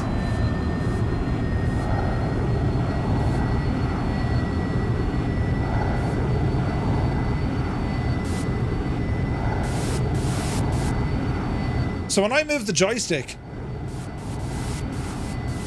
you're getting those thruster sounds, right? Pretty cool, isn't it? Right, let's get up there now, up the yard. Yep. We are flying!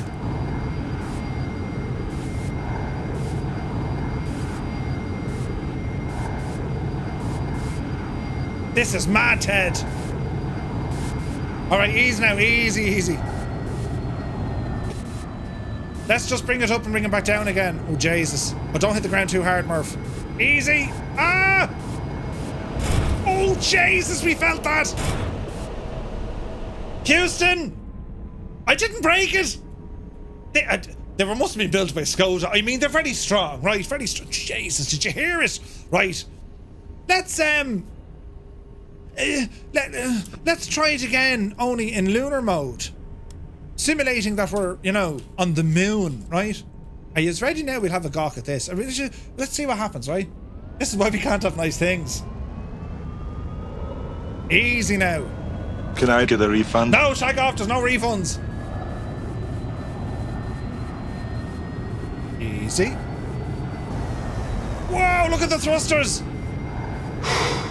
Boy, They've done studies. that escalated quick. Look at this big 60% of the I mean, that time. really it got works. out of hand fast. Loud noises! Hey, I'm trying to concentrate. How do we get this thing? We're in lunar mode. Right, give it a bash there, Finton. Jesus, no, it doesn't like that at all. Oh no, we're going to die! Ah, no! I can't eject from this. Oh dear, no, it went terribly Dreamy, wrong. sleepy, nighty, snoozy, It snooze. went terribly wrong. Change location. Shh, shh. We're going to edit this part out. No one needs to see this at all. Confirm. Start a new flight. Yes, yes. We don't need to. Jesus, lads. Why are my lights so feckin' bright? I could do with my lights being turned off. Right now, hang on, lads. We'll. Who's in charge? You haven't a clue what you're doing. Listen, we know exactly what we're doing. Let's start it all up again now that we're professional. Top up the owl weight and balance though. Yep. Yep. And yep. Right, now we're grand. Done. Look at Apply this changes. big eater. Shh, it's fine. Right. Instruments. Battery. I'll get this thing flying. Wait and see. I laugh at, you know, technological restrictions. Oh, what's that do? Oh, that's the bell. Hang on. Open that. Right. And turn them on. I read the manual. All of 6 seconds. Power! Right. What is this lunacy? Joey Bolo, good to see you. My machine is about to start. Right, we're up and running. Now, it's on lunar sim mode. Up there, you devil you. And I want this thing now to go absolutely friggin' nuts. Full power, no messing at all, Jemima, right? One small step for Murph. A step back for humanity. Get up the yard quick. Go on, you devil. Yes. Yes. We're doing a thing. Dreamy, sleepy, nighty, snoozy, snooze. We're going sideways. Yeah. Look at this thing now. Yeah. We're going the wrong way. Oh, yes. Look at this.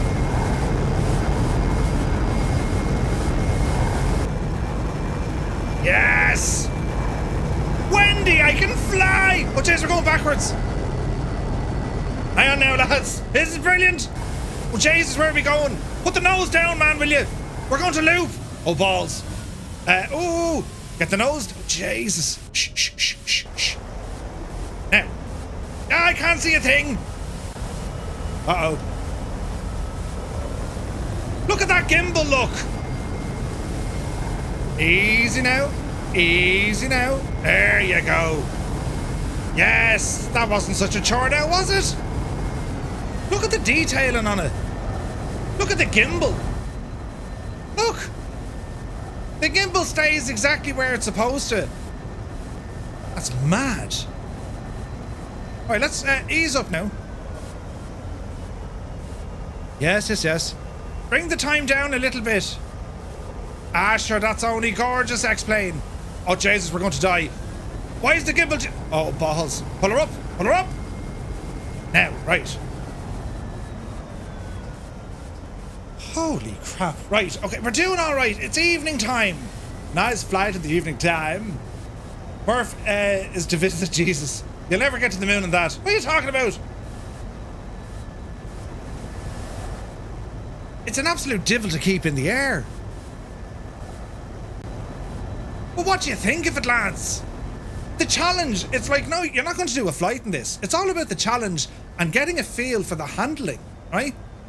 So let's check out the maneuverability, shall we? So a bit of rudder control here. All those thrusters look amazing. The sounds are good. And you have decent visual effects here as well, which is nice. So we're going to see, can we land, Jesus, we're going to see, can we land this safely, right? Easy now, right? Easy.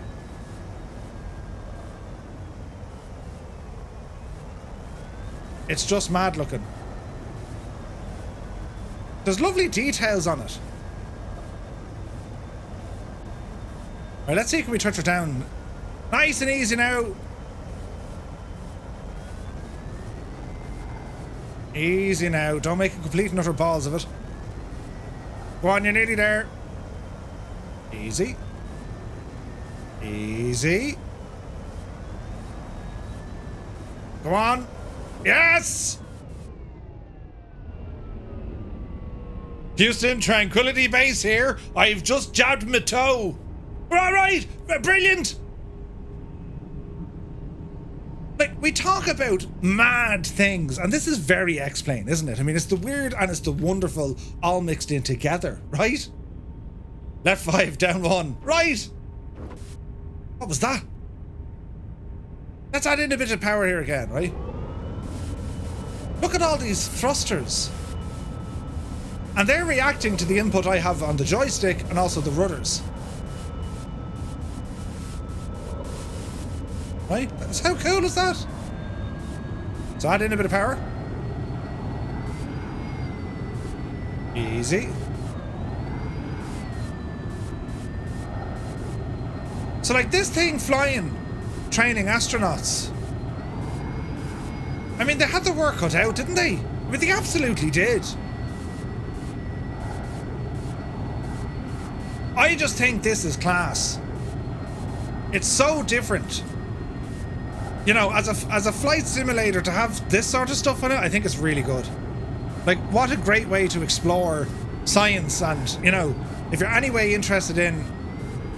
Jesus, I'm after bouncing. If you're anyway interested into, like, you know, space exploration and all that jazz, it's also extremely difficult to fly. Oh, Jesus! Ooh! You have to hand it to NASA, though. They do make strong things, don't they? Looks like we're getting ready for Space Simulator. Right! Murph's got the alright stuff. Can I get a refund? No, there's no refunds. Let's put it in super duper. We need to get out of the hair mode.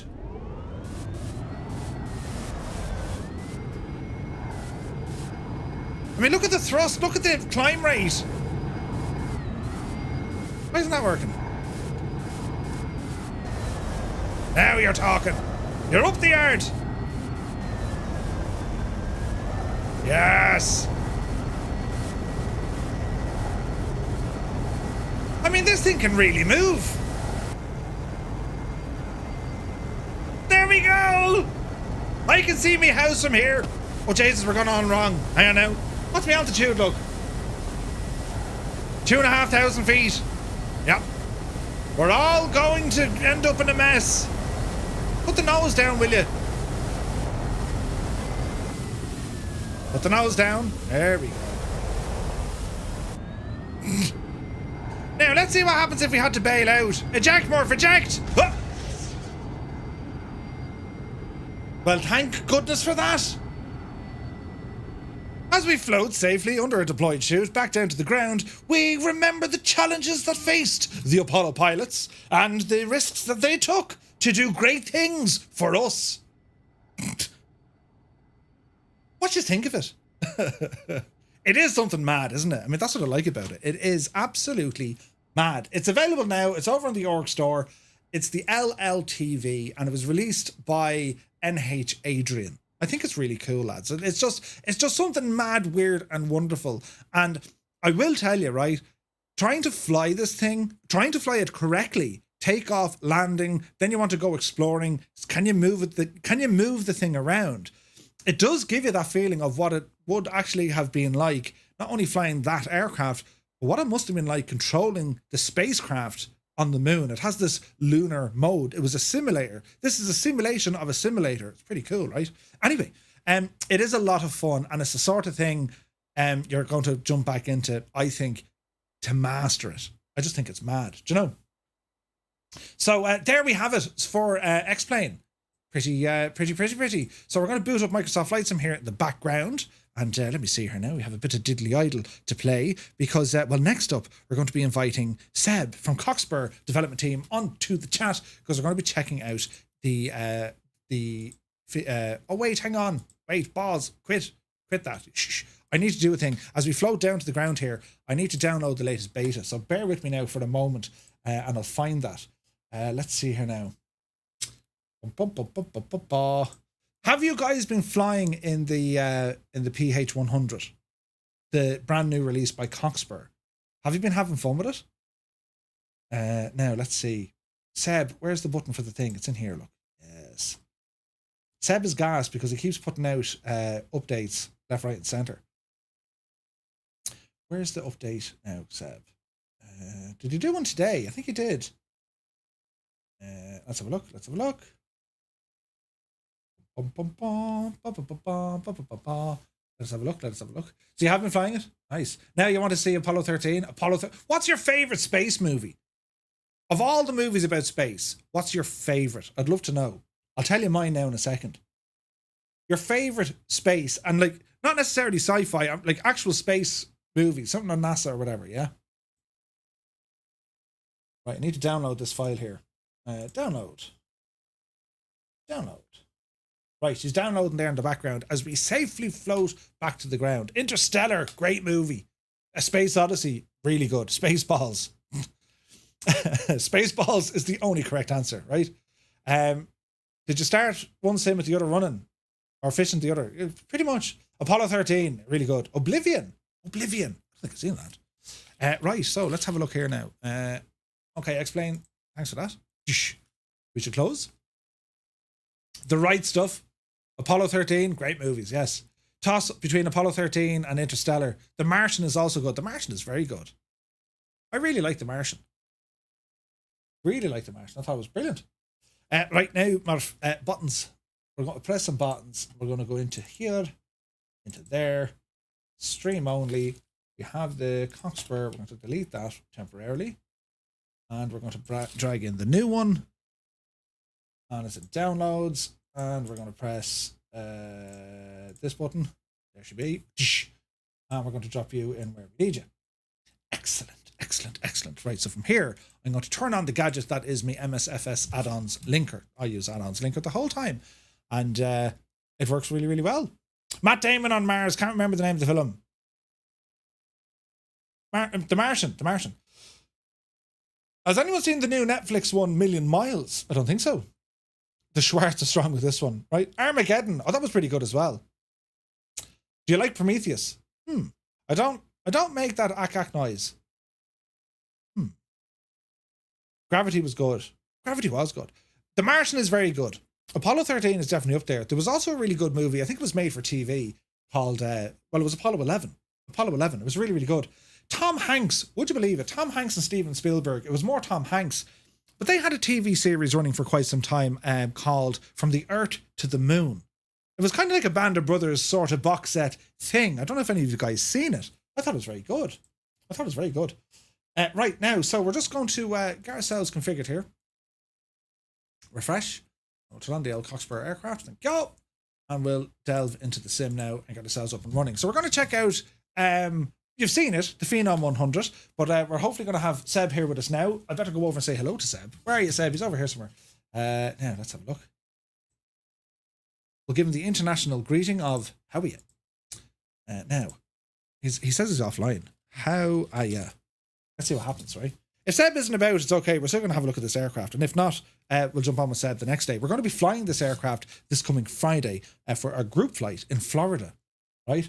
So, he's there. Seb is there, ready to rock. Sure, if I get Seb on the blower, are you ready? Because I want to have a chat to see how everything's been for Seb post-release. Do you know what I mean? Where do we get the updates for the P100? We'll find out now. Seb was born ready. I love this. Right, hang on. Let's have a quick look over here. And we'll go to Seb, and we'll press a button. And where is it now? Where's the button? Here it is. Hopefully it's ringing. Let's see what happens. I'm muted. Hello, hello. I've muted myself. Hello, hello. Hello. Good to see you, man. What's happening? Where are we at, Murph? Where are we at? Well, I tell you, Seb, first and foremost, I must extend a massive congratulations to you for getting this aircraft release. I know it was a busy night last Friday when you released it. What was that experience like? Oh, if you take a nightmare. Right? So you start with a nightmare and then like take it somewhere else. Yeah. Nice. And the reviews so far, I mean, what's the reception been like? I mean, from what I've seen, everyone loves this thing.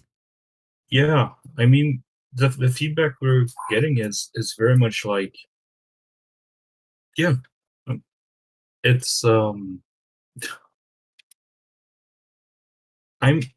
very critical of my own work. And I am. It's hard for me to accept the amount of positive feedback I'm getting right now. Right. So is it beyond what you thought was going to happen? Have you any grasp on how many pilots do you think there are now? Like, even in a rough figure, like, is there more than 100? Is there more than 1,000? I mean, like, it's a sort of aircraft that it's going to appeal to a lot of people because it's I know the amount of paying pilots there are, but I have no idea how many pirate pilots there are. Yeah, yeah, that's always going to be the well, that's a challenge. That's a challenge, right? It's unfortunate that's the world we kind of live in. Because at the end of the day, like, people buying a product, well, it supports you and it enables you to make more products. So why would you want to harm that? Do you know what I mean? But in saying that, and all that put aside, I think we can both agree it's been a very successful launch, and I would have to. It's probably your biggest launch to date, right? Yes, absolutely. It has outperformed the Mustang's release by far. But I think that when we released the Mustang, we were still very much a newcomer. Mm-hmm. I mean, I think we had a Discord, and I think when we released the Mustang, we had like 100 members. Back in the day, it was a simpler time, wasn't it? Yeah, it was. You could get away with so much more. But now, of course, your Discord is huge. Everyone knows about the product, and we're seeing lots of people flying it. And there are, there are like people who I've, been watching on YouTube. Some big names out there who like gets in touch and say, "Hey, can I fly this?" Nice. And it's So tell me, when's the pool party in Vegas when you're going to get the hotel suite? Yes. Paparazzi will be there. The whole setup is going to be wonderful, right? Yeah, I got my plane tickets were booked today. So. Very good. Yeah. Happy days. Jesus, I'll be asking you in June where are we at, but sure, we'll know where we'll be at in June. We'll be in Vegas, but I'm looking forward to that. So yeah, come here. The version I just have now, I've grabbed it from that special hiding place as my sim is booting up. But you're already hot at work on some patches. Can you kind of describe what your focus has been on post release? Like, what's this first patch? What's it going to entail? And when should folks expect to see it? So the team of moderators and Arch they've been doing things on the Discord channel that I have no idea how they did it or how it works, but they have some type of bug tracker going now, and are very kind enough to like give me lists of things that I need to fix. And then I just try to tick them off one at a time, and we have bug fixes and we have quality of life improvements. So, I mean, priority one is bug fixes, but for like every 5 bug fixes, let's try to get in like a quality of life thing.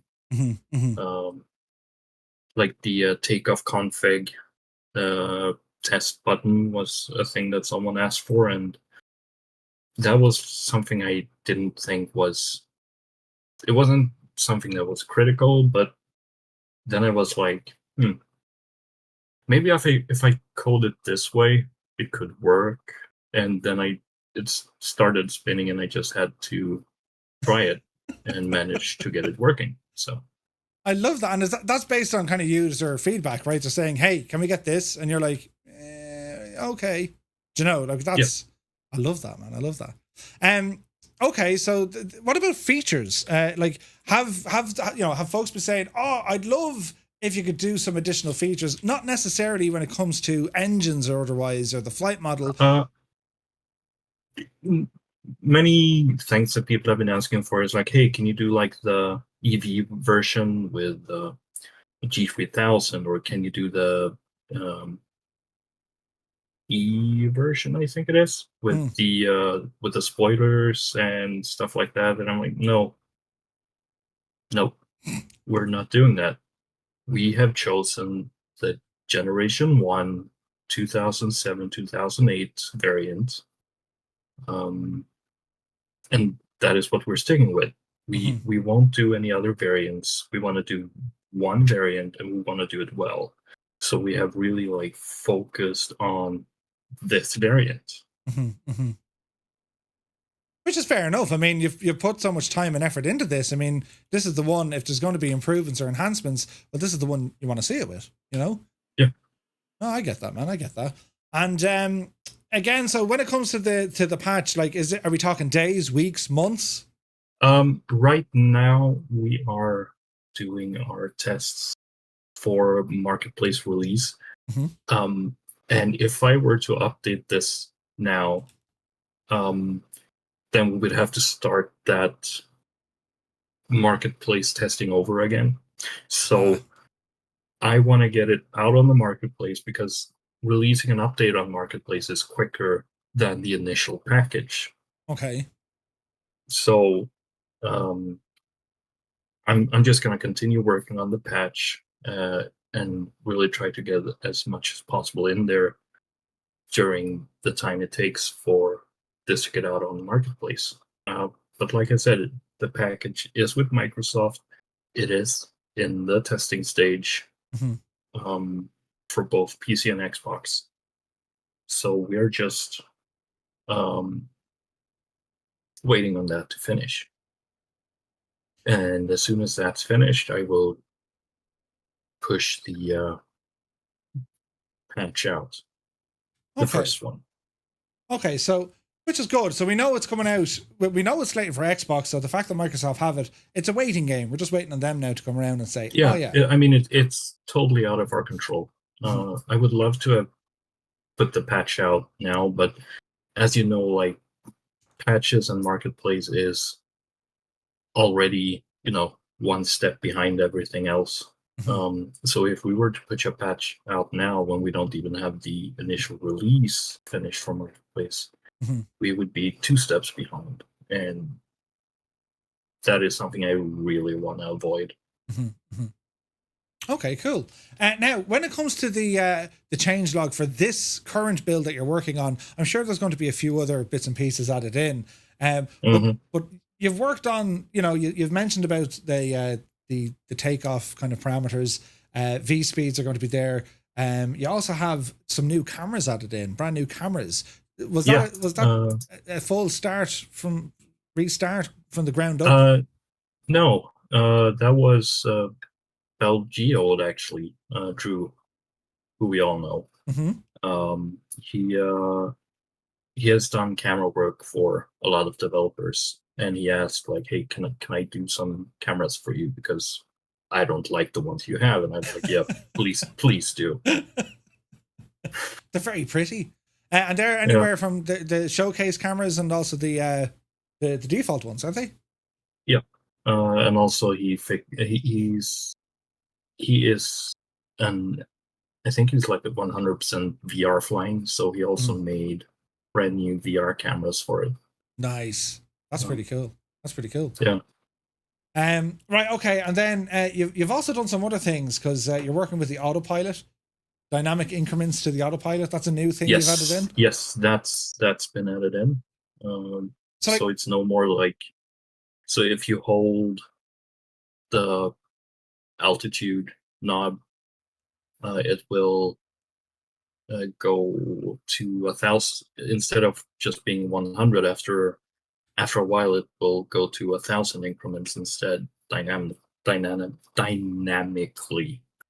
Which is really handy because you could be there until tomorrow scrolling, but now it knows that the user is putting in a lot of input. Instead of going by hundreds, it'll go to thousands, and it'll just bring it up a lot quicker. It's gas. They're such the small little kind of creature comforts that we need, but when they're applied, we take them for granted. When they're not applied, we miss them. We're like, oh, I have to do all of this. So yeah, that's really nice, man. That's really nice. And then also the V speeds on the speed tape, they were broke. They managed to get broken in the release, but we have added them in now, so now they are working as intended. That's awesome. That's awesome. And there was also an LOD issue that you had. Yes, that's been fixed. Nice. I didn't even notice it, but like it must have been from was it? It's not something the common user will know or see. It's very much if you manage to get on the outside view when LOD 0. So if you left the cabin while LOD 0 was loaded, then you would see the shadow box that is used to like smooth out the shadows. Shadow occluder, I think, is the term Microsoft uses.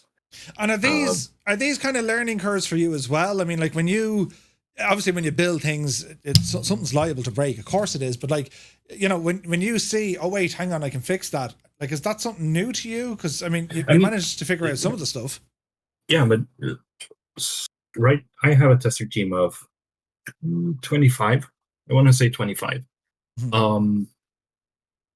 But then they are incredible at breaking things. But then after you release something, you get like hundreds or thousands of people standing by to start breaking things, and they will of course break things that the 25 initial guys couldn't break. So and that's how it will always be. You know? No, dude, it's awesome. It really, really is. And like, so like it's just been released. It's not even out a week yet. You already have a patch well in development to come out.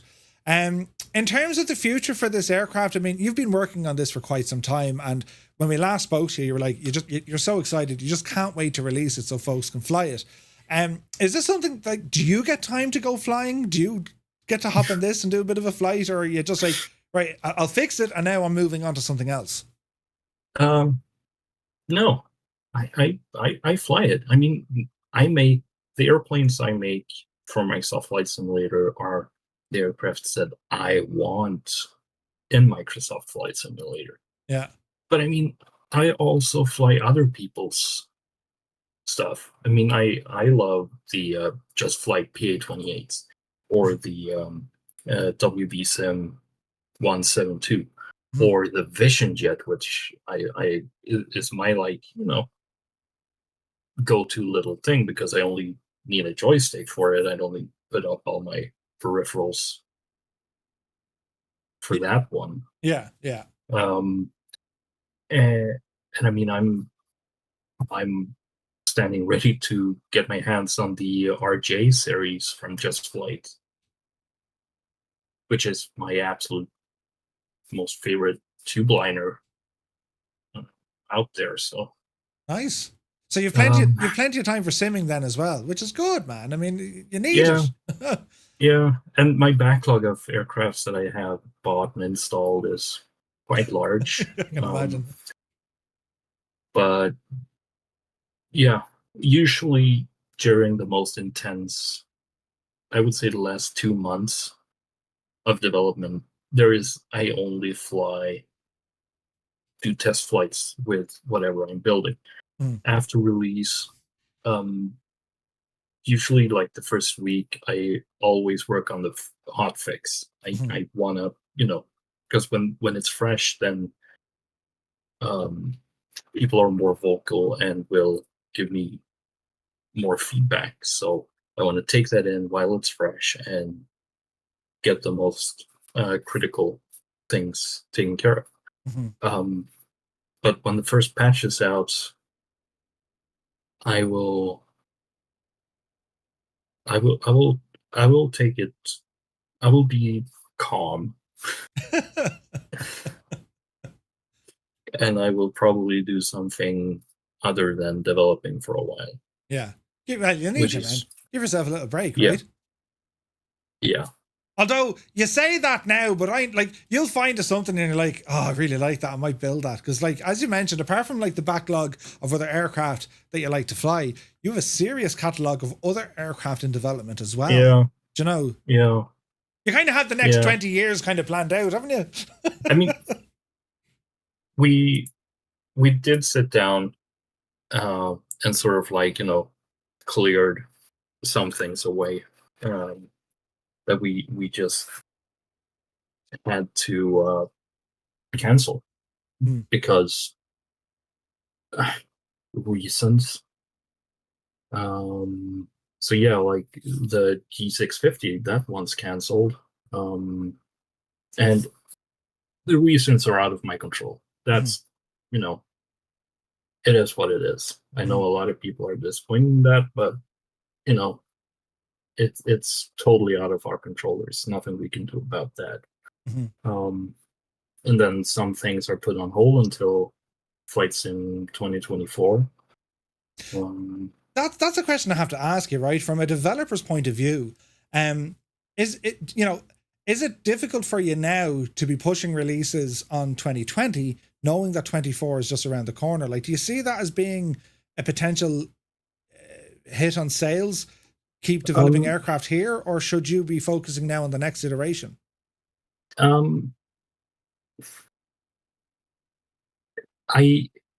We have put our big projects on hold until 2024. Smaller projects are, the ones that we call our little side projects will be pushing ahead. You're still tipping away at them, yeah. That's good. Yeah. That's good. No, it's a phenomenal aircraft, but it is. You've done a great job at this, and it's a single developer. Now, Grant, we know there's some awesome people in the community who help out with beta testing, with textures, and just even down to cameras. It's great to see other folks getting involved. But I mean, this has been like there even was a guy in our Discord who was like, I wrote a speed calculator and weight calculator for it. Here you go, and he released it to the community. I was like, wow, that's awesome. That's hardcore. Yeah, but it really is. But like, it's great to see. Like, it's fantastic, dude. It's great to see. Here it is, released. Folks are enjoying it. You're still busy tweaking and working on hot fixes and whatever. Xbox release, we hope, is around the corner. It's very much the success story, and it just kind of shows. Like, I mean, it's. I see Dougal making the comment there, referencing you to Raoul over at FS Reborn. We have some very passionate developers in the sim who are making the best they can possibly make because they like it. And it's great to see because, as the end user, we can see the detailing. We can see where the love and the passion and all that has gone into it. And for us, it makes for an outstanding aircraft. Do you know? Yeah, I mean, Raoul, he's a great friend of mine. And before this even was announced, I mean, we talked to each other and we were like, on the level, like he would do the Phenom 300 with G3000, Hmm. and then I would do the Phenom 100 with G1000. Um, it's we talk about these things. That's We are really all cool. good friends, so. Yeah. Hello there. That's really cool because, like, I mean, we see it we see it with other developers. It's a race. Get it announced, so that'll hopefully throw other people off. Or worse, it's like, I'm going to release my aircraft now because we know someone else is working on it, and ours isn't as good, so we better release it now. Like, we've seen that already in the past. It's quite refreshing to hear that developers speak with each other and they have sort of build up. Yeah, I mean, a lot of us are really good friends and we help each other out.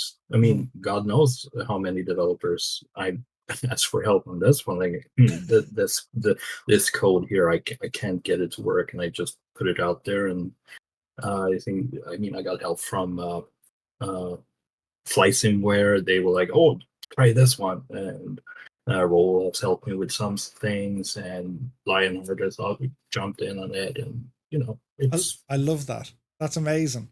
Because, like, it's kind of testament to this community that we have. Like, it's a very inclusive, friendly. It's weird. No other gaming industry or gaming themed stuff has it. It's all terribly competitive. So it's great to hear that there is that sort of camaraderie and also just open respect to say you can work together or give us a hand, but that's awesome, man.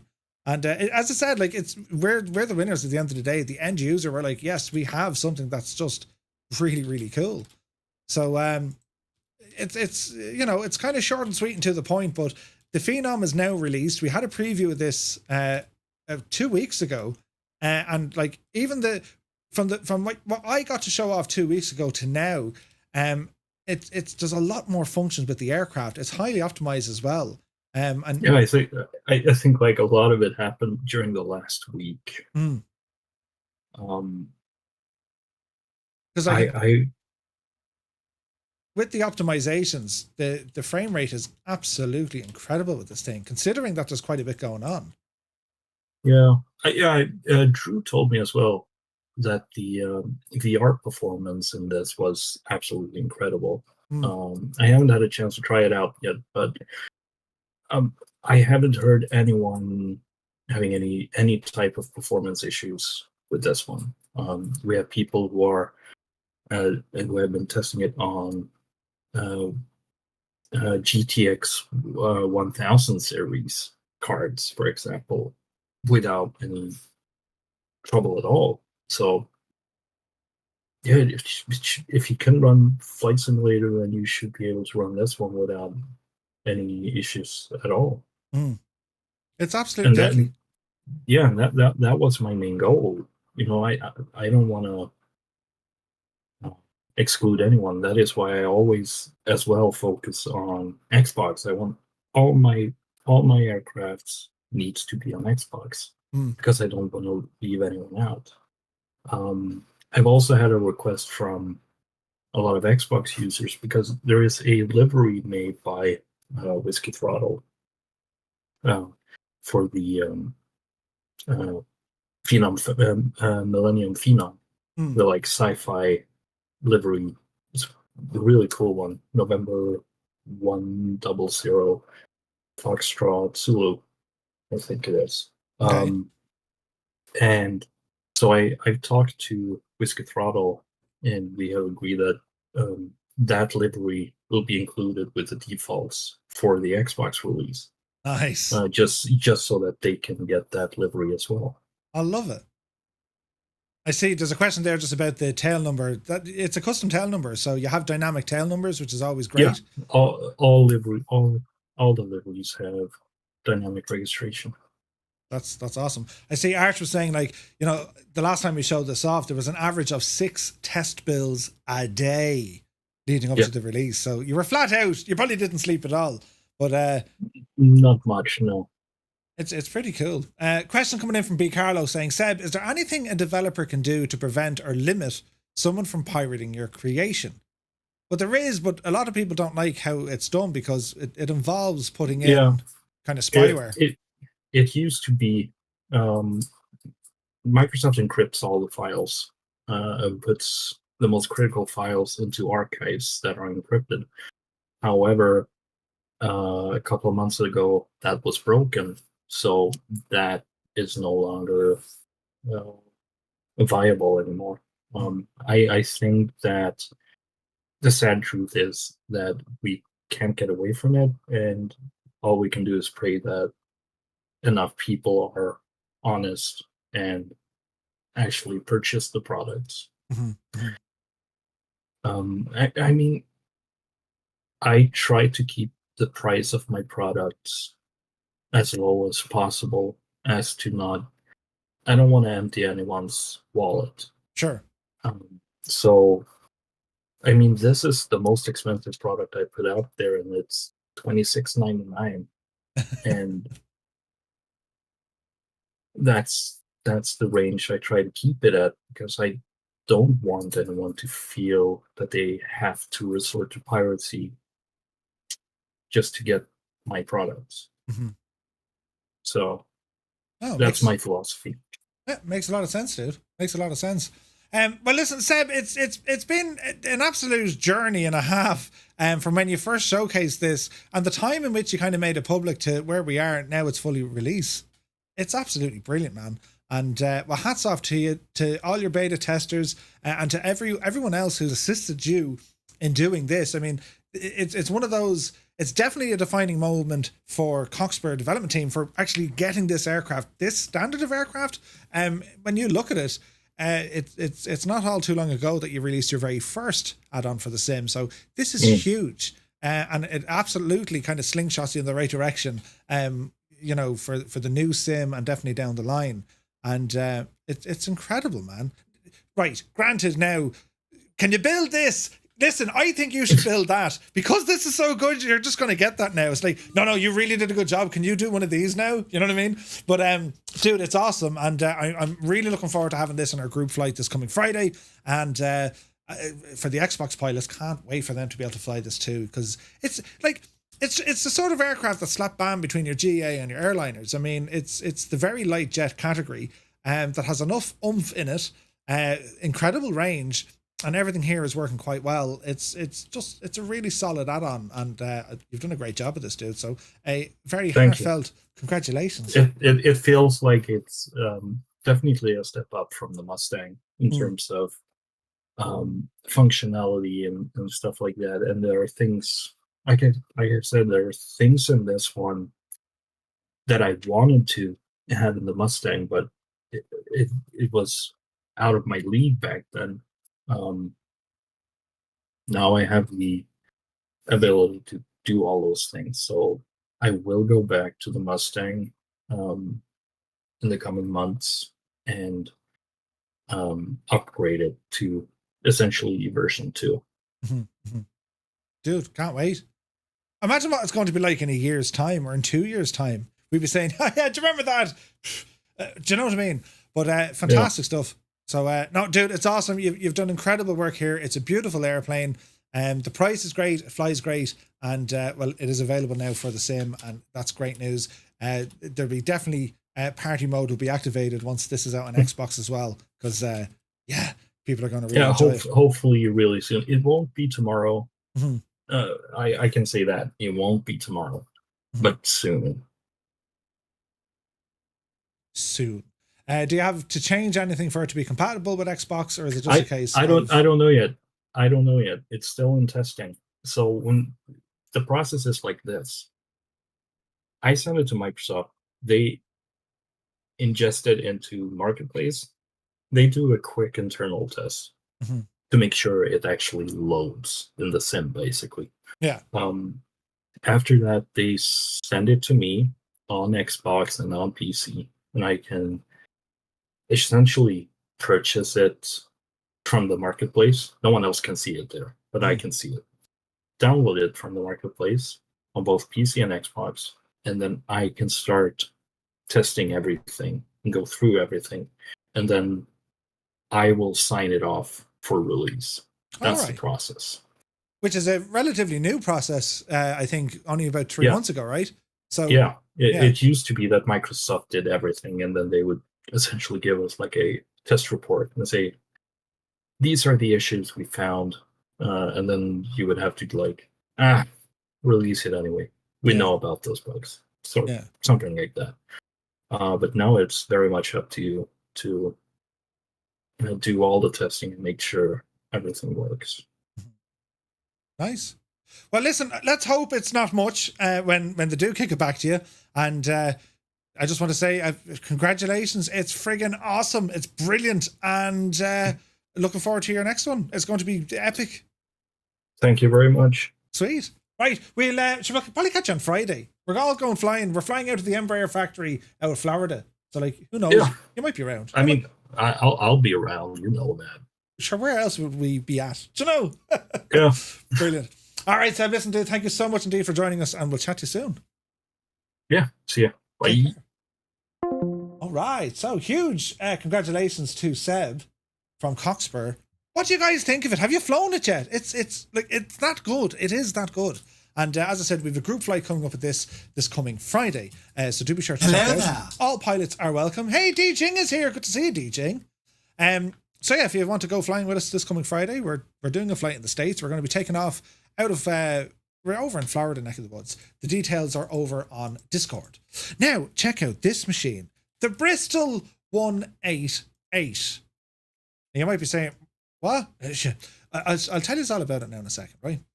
I'm over here to Duxford because, well, I'm going to do a thing. Where's the ramp? I think this is parking. No, that's the grass. We don't have to be on the grass. Go over there now. Right, so the Bristol 188. This is a project that has me scratching my head. Not only from the real world aircraft there's great history behind it, but also about the sim version, because this thing started off its life as a freeware aircraft, right? And it's still available for free over on flightsim.to, but it hasn't been updated in quite a bit. Middle of last year, right? I think the last update was June. Oh no, it was August. The last update it got was August, right? It's since appeared itself on Sim Market and it's priced at around $5 or $5 or $6 plus taxes, right? And I saw it there and I said, well, it's an interesting plane. We better check it out. And I bought it from Sim Market to support the developer because I think it's an interesting aircraft that he went for. And the Bristol 188, this thing was given the green light by the British government because they wanted a aircraft that could fly up to Mach 2.7, right? That's what they wanted back in the day. It was built out of stainless steel, right? Vatsim newbie, mind yourself. So the freeware Bristol, if you want to pick it up, there's details on it. It was nicknamed the Flaming Pencil. Someone is light spamming. Yeah, sure, the lights are going bananas. The Flaming Pencil. It was a British high-speed research aircraft designed to meet operational requirement ER134T for a test bed capable of speeds greater than Mach 2. Due to the anticipated effects of kinetic heating at high Mach numbers, the fuselage was constructed out of stainless steel. Imagine the weight of this thing. 2 aircraft were built, XF923 and 926. It first flew on the 14th of April 1962. Then it was upgraded with the Gyron Junior engines on the 29th of April 63. Ironically, the fastest speed this thing could get was Mach 1.88, and it achieved that speed at an altitude of 36,000 feet. Although the top speed of the Type 188 was disappointing, the airframe advanced the understanding and knowledge of the structures, oils, electrics, hydraulic fluid, bearings, tyres, the whole shebang, which helped them, especially when it came to the telemetry, it helped them move forward with the Avro project and then eventually down into Concorde, right? So what do we have here? This is the payware version we're going to have a look around. And now we can do comparisons between the payware and the freeware. The payware does have a little bit of polish, not much. And I think what the developer has done, he probably just said, well, listen, the aircraft is already released as freeware. I'm going to give it a bit of polish and release it as payware. And he's charging it around, $5, right? So it's over on simmarket.com. And as I said, depending on the price, $9.83, which is inclusive of tax, so it's about £6, right? It's not designed to be a study level. It's for entertainment use only. But in saying that, let's hop in and see what we can see. Well, the externals, number one, right? It's mad looking. It is that of the Flaming Pencil, right? It's just friggin' mad looking. It does not look aerodynamically sound at all. When you're looking at it, you're kind of saying, Jesus, a bit kind of like Electric Lightning meets, you know, Blackbird meets Concorde meets, you know, Thunderbirds. Right? I mean, it's somewhere, right? The lads were mad building this. But like some of the details on it, okay, it has kind of the remove before flight stuff. It has, you know, there's decent texture work, I think, on the side of it. Everything's very shiny. It looks very kind of space age, doesn't it? And considering this is in the 60s, well, absolutely space age stuff, right? There's no armament that the aircraft can carry. It's primarily down as a science vehicle for science. The thing was all to do with testing. But I just thought it was an interesting aircraft considering the history of it. But model-wise, it looks the part. It's a weird, wild and wonderful looking aircraft, right? With a massive nose. Who you're calling big nose? Do you know what I mean? It's science, yeah. It's not the S70. It's not the SR-71. It's the SR-71's British When this cousin. baby hits 88 miles per hour, you're gonna see some serious shit. But you just will, right?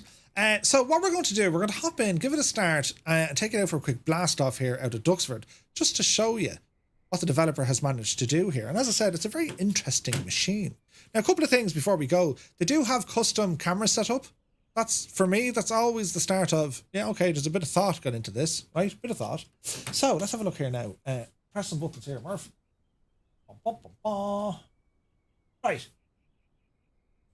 Let's jump in. So the cockpit, what have we got going on here? Well, textures, well, they look okay. I don't see any problems with them. They're basic, but they're fairly detailed, right? There's a lot of clickable things in here, which is nice. So if we go down to this side, for example, you have a number of switches down here. These are all like testing switches and whatever else. They'll work. There's audio with them as well. Now, in terms of custom sounds, I think it's using the default F18 sounds, right? But let me see. We have a couple of things here. So if I click on, well, hang on, what's this all about? GTCTM. That's a click spot. Why isn't that working? Interesting. There was a gadget for that. Right, we'll start her up here because we have some buttons we can press, right? So let's see, fuel, AC, DC. Let me see here now. So AC and DC power on, right? Get these up and going. And again, you have sounds. Sounds aren't bad. We do have a master switch. We have a starter master switch. We'll go back to that now in a moment. Our air switches are there. What else do we have? Moving across left-hand side and down. Brake chute, that's going to be important. Fuel, with fuel open. You can open the canopy here as well if you wanted to. So you have this lock and release button here, and I think we can click on this guy. I should open the canopy. Canopy opens, nicely animated as well. Nice. Close the canopy. And then we'll lock it down into place. Unlock. And you can see the levers moving up and down as well, right? Okay, so what else do we have? Look on the main glare shield here. Look at the speed. Look at the your speedometer, right? Your airspeed indicator.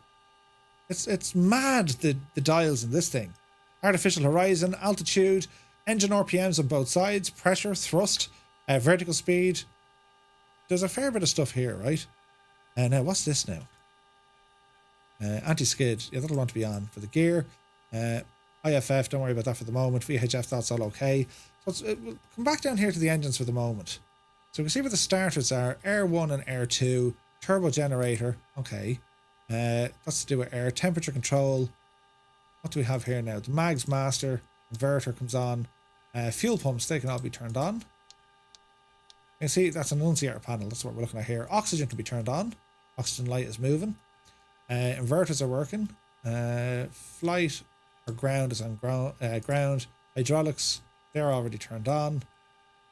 Okay, well, let's see what happens here, right? So we'll go engine selector and master switches on. So we'll go engine selector, starter engaged, and engine 1.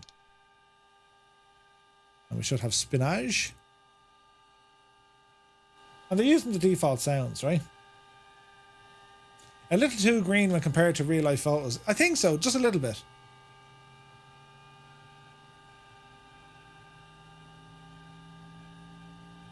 So she's spooling up. You'll hear from the outside. Why are them covers still on? Sweet lamb of Jesus, we're going to be in trouble. How are they still there?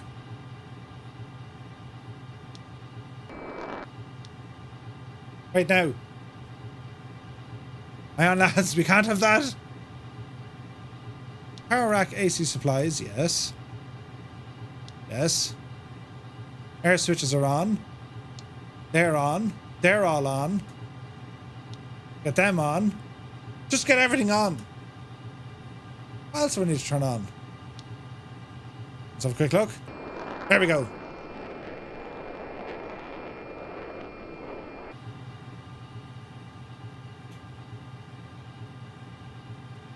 Now, that's not like the engine to start. What are we forgetting here?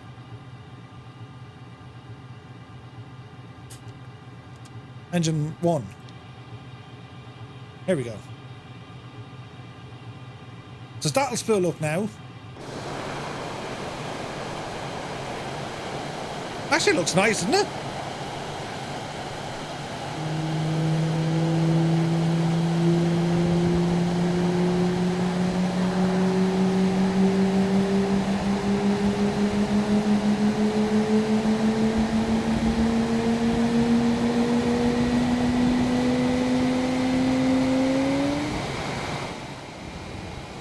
It's the default sounds, but they're decent. Right, engine number 2. There we go. And we'll monitor the RPM, then we go ahead and introduce some fuel. Looks like a Bond movie prop, doesn't it? Doesn't it? Hey, Chiba Hawk, good to see it. Nice heat blur. Yeah. Interesting fact, the SR-71, originally named the RS-71, President Johnson made a mistake of calling it SR-71, so it was easier to rename the plane than correct the president. I love that. Okay, engine 2. Fuel coming in. I flew the freeware months ago. I remember I liked it. Yeah.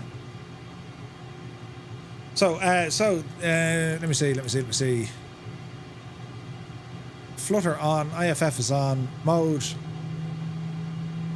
Standby radio on. Reheat, leave it alone. The hood. Check out the spoilers on this, look.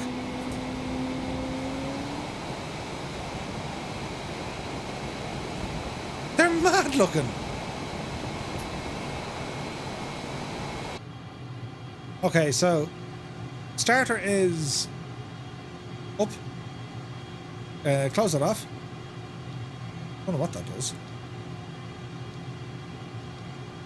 There are lights. Joystick works. Okay, so parking brake coming off. Add in a bit of power.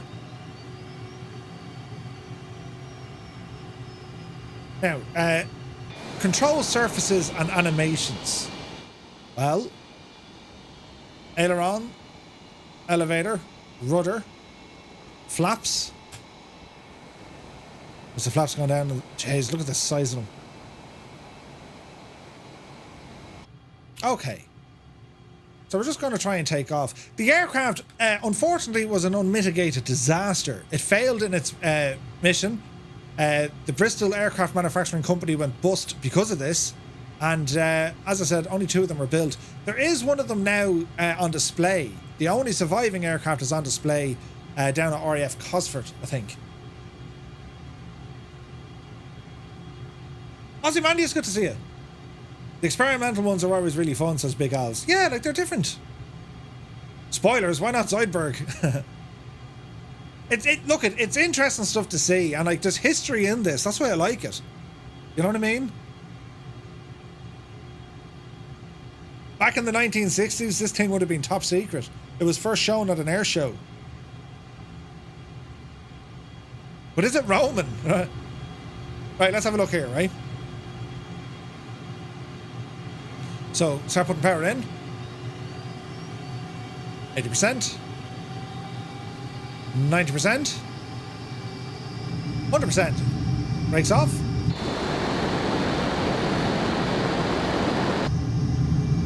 Okay. Look at that. Look at the airspeed indicator. Look how mad looking that is. When this baby hits 88 miles per hour, You're gonna see some serious shit. Okay, gears in, flaps up. 300 knots.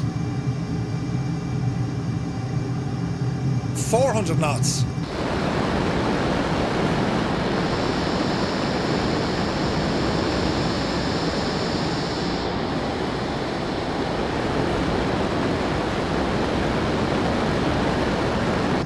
Now watch your pitch. 550 knots.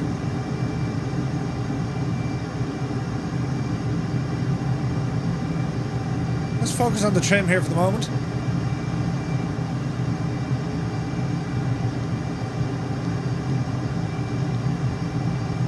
So like, we're at Mach 0.92. Without even breaking a sweat, you know what I mean? Like, it's not the fastest, it will get to Mach 1.8. In terms of flying at its absolute They've done studies, you know. highest performance. 60% of the time, it works. Every time. Every time. It's reminiscent of kind of the Dark Star, where you have to get to a certain speed, then the air takes over, then you increase that speed. What do you think of it, though? The Flaming Pencil. It's an interesting name. So we'll calm down our old rate of climb here. It's all about getting more speed into the machine, right?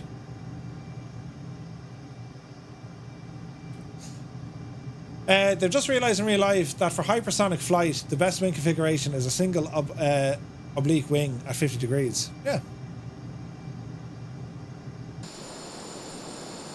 Like, the material was stainless steel, lads. Stainless steel, can you imagine?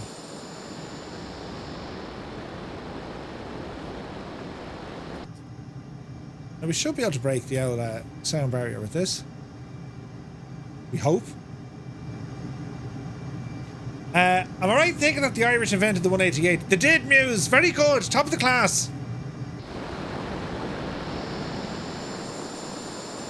Right, easy now.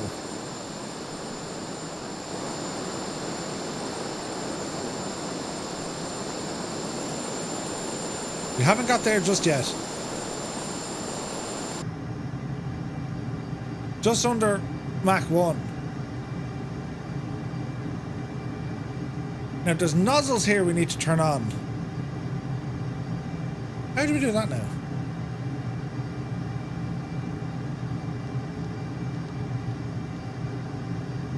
We don't want to climb too much because we'll lose all our speed.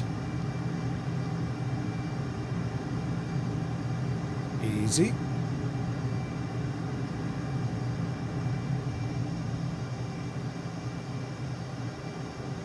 So I'm just trying to see what the RPM is. Can I get a refund? Right, there's the nozzles after coming alive there now, right? Spill valves they're called.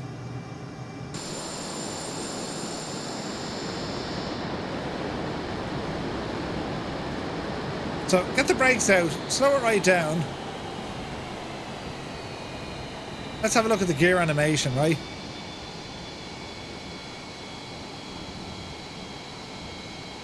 That's kind of nice.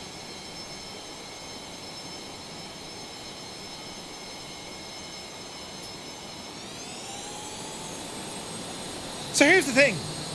It's a freeware product that's also for sale. I thought this was kind of, you know, strange. It is strange. What do you guys think of it? Do you like it? Is it kind of meh? Is it interesting? I thought I just had to show it off because it's weird and wonderful, I think. Not the most agile of aircraft.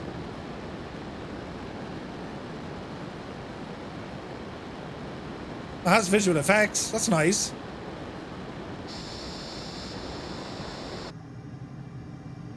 I can't even get it to Mach 1. Looks like an F104. Yeah. That's something I'd run to download. Does reheat work? I'm sure it does. I don't know how to work it though. That's radios. This would be engine stuff over here, wouldn't it? Windscreen. Turbo gen.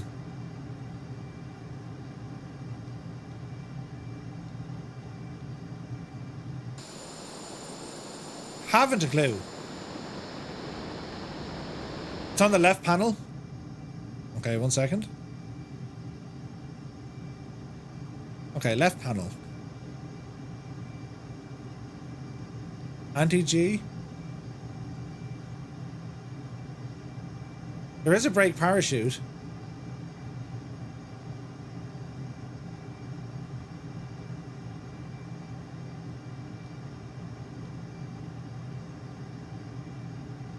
Gear.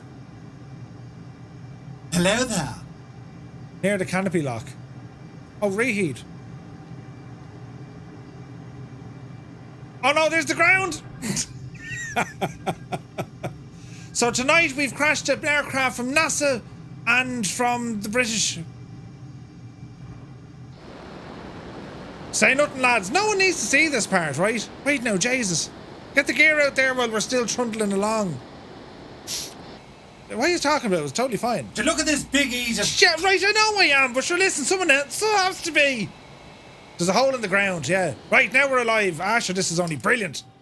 Right, get the speed up there, Murphy. Boy, that escalated quickly. I mean, that really got out of hand fast. But the important thing is we got the relights on. Yes, yes, yes. This is for science. It's now clipped. Ah, no! Danger 1 is hit. I repeat, danger 1 is hit. Now, will it actually get to Mach 1 now? It should do, shouldn't it? 0.9. 0.9 and a bit.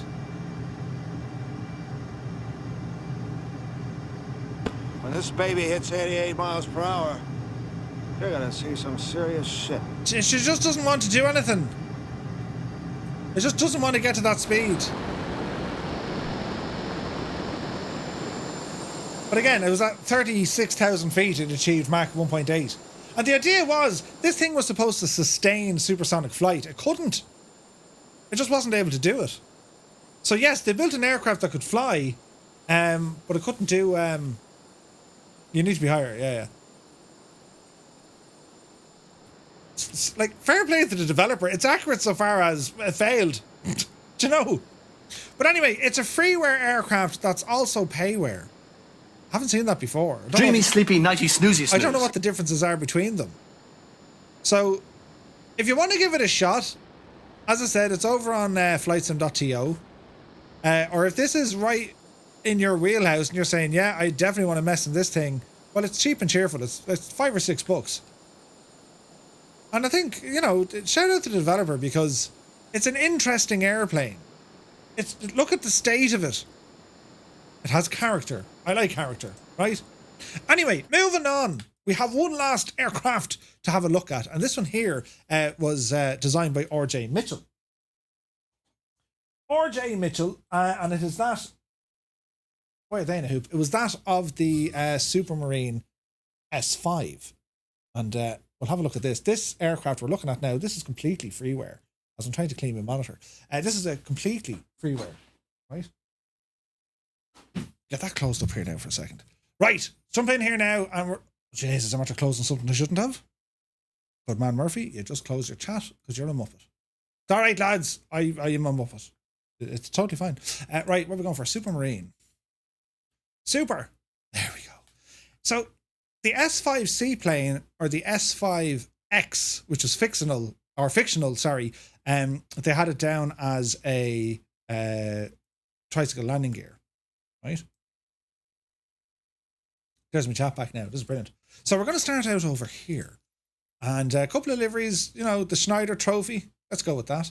And it actually comes with its own little scenery down in Venice. So we'll ramble over to Venice and we'll check out where the scenery is, right? So there's Genoa. Where's Venice? Up here, isn't it? Here it is. So we'll start off here in Venice. I don't know how this is going to work. Dock 3 parking? Sure, why not? Let's go in here, right? So this one, the Supermarine S5, 1920s British single-engine, single-seat racing seaplane built by Supermarine. Designed specifically for the Schneider trophy, the S5 was the S5 was the starting line of heritage that would ultimately lead to the Supermarine Spitfire. It was designed by Reginald Mitchell, for the 1927 Schneider Trophy. Following the earlier loss of the S4 before the 1925 Schneider Trophy, Mitchell designed a new monoplane racer, and unlike the S4's all-wood structure, the S5 is a mixed construction with semi-monocoque or monocoque fuselage, including the engine cowlings, mainly duralumin, or duralumin, wire-braced wings that has spruce bars and spruce ply ribs and a plywood skin. Horizontal tail surfaces were made of wood. The wing surface radiators made up of corrugated steel radiators on either side of the fuselage, and the entire fuel load was carried in the starboard float, which was 8 inches closer to the aircraft's centerline. There was 3 of these built. First flew on the 7th of June 1927, right? And the primary user actually became the Royal Air Force High-Speed Fleet. So the one we have here, I'll go over to flightsim.to, the Supermarine S5. It's freeware, right? And it comes in 2 variants. It also includes some scenery here for the Schneider Cup, and you can have a look at some of the pictures here now. It looks the job. It's freeware, so, you know, it comes with the usual kind of freeware limitations. However, I think it looks pretty cool. You're flying history, lads. You're flying history. So let me see here now. I need to sneeze. Gesundheit, Murph.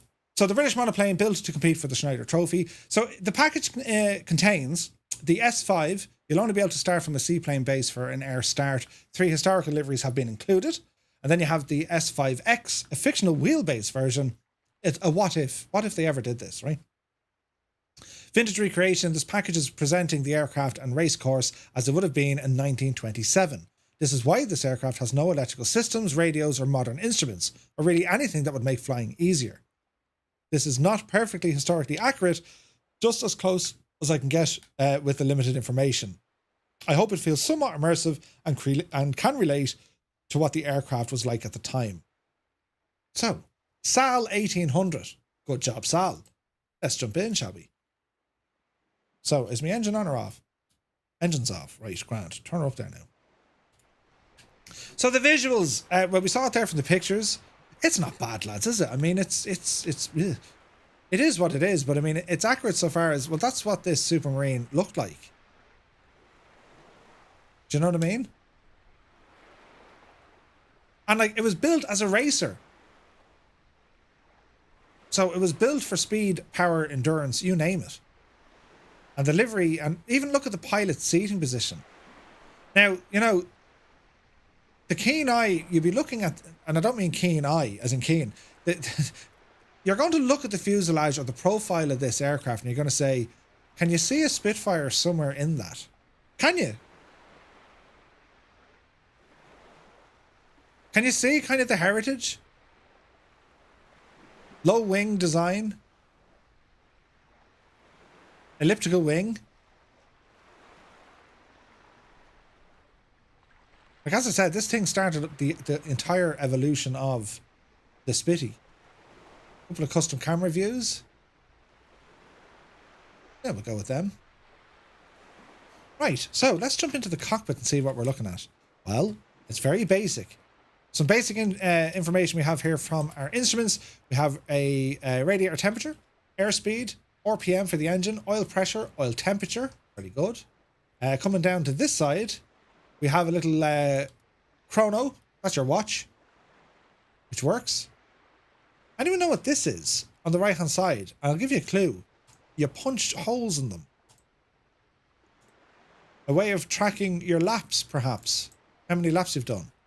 Then we have some main instruments here. Fuel quantity, pressure, and then your cylinder, or sorry, your oil temperature is here as well.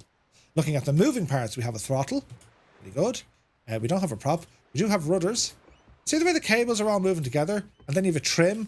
Look how rudimentary the friggin' trim was, look. How nuts is that? It'll just tighten things up. Now we do have a little booklet here. Look at this. You click this open, and it is kind of your little EFB. And remember, lads, this is free, right? Attention to detail. Anchor. Okay, we're anchored. Unlock the canopy and open it. There's a little canopy open there now, look. Nice touch. remove the canopy, shut down, full start, engine management. Then we have, let me see, mags, full prop, mixture, fuel. Okay, so we'll put back in our canopy. We'll remove the anchor. Mag on. I think that's a switch here, I think. If I was a magneto switch, I'd live here. Pull to start. Let's just see what happens, will we? Right? So, try it.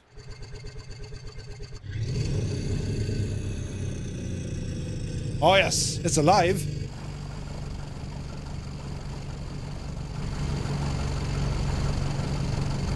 It's mad looking. Okay, flaps? Does it have flaps? No flaps, Murph. Right, let's just see what the thing can do. Power!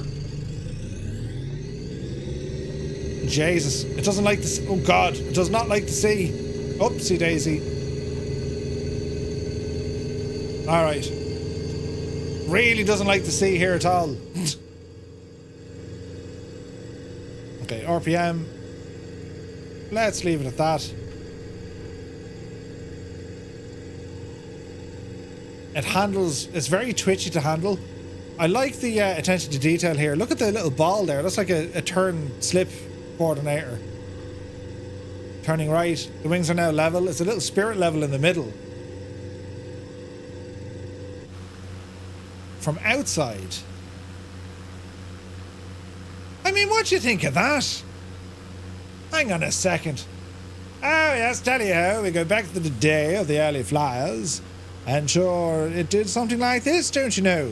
One of these? Maybe? Yes, yes, yes.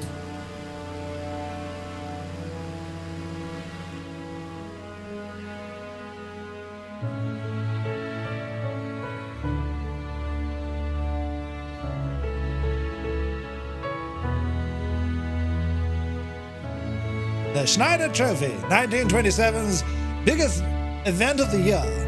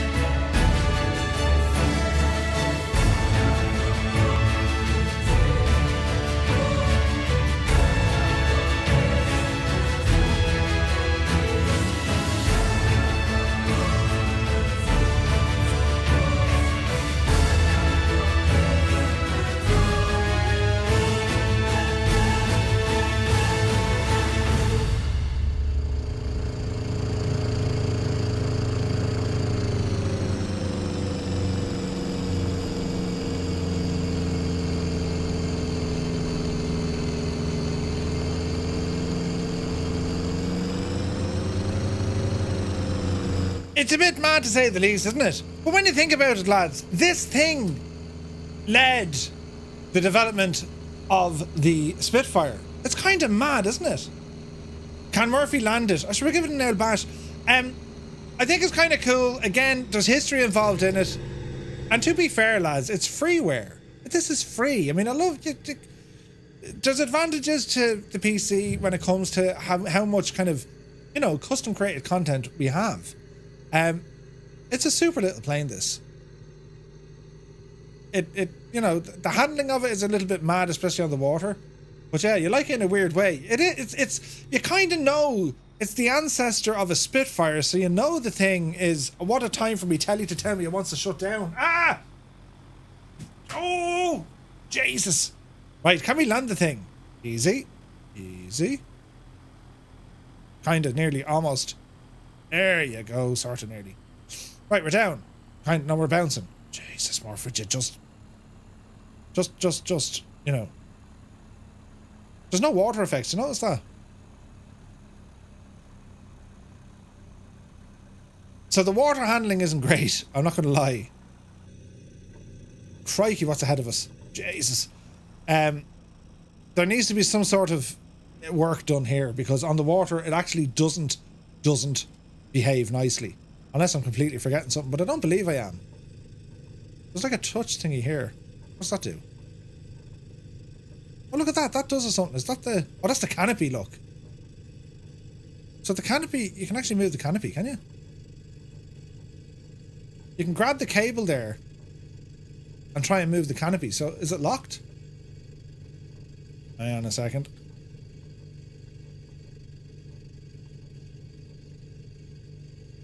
Yeah, that's interesting. Okay, so yeah, it's animated. That's kind of nice, isn't it? Yeah, it's friggin' nuts. Where's the anchor? They need to fix the water physics because they're crap. Like, the thing is just too happy to see us. You know what I mean? It's like one of those.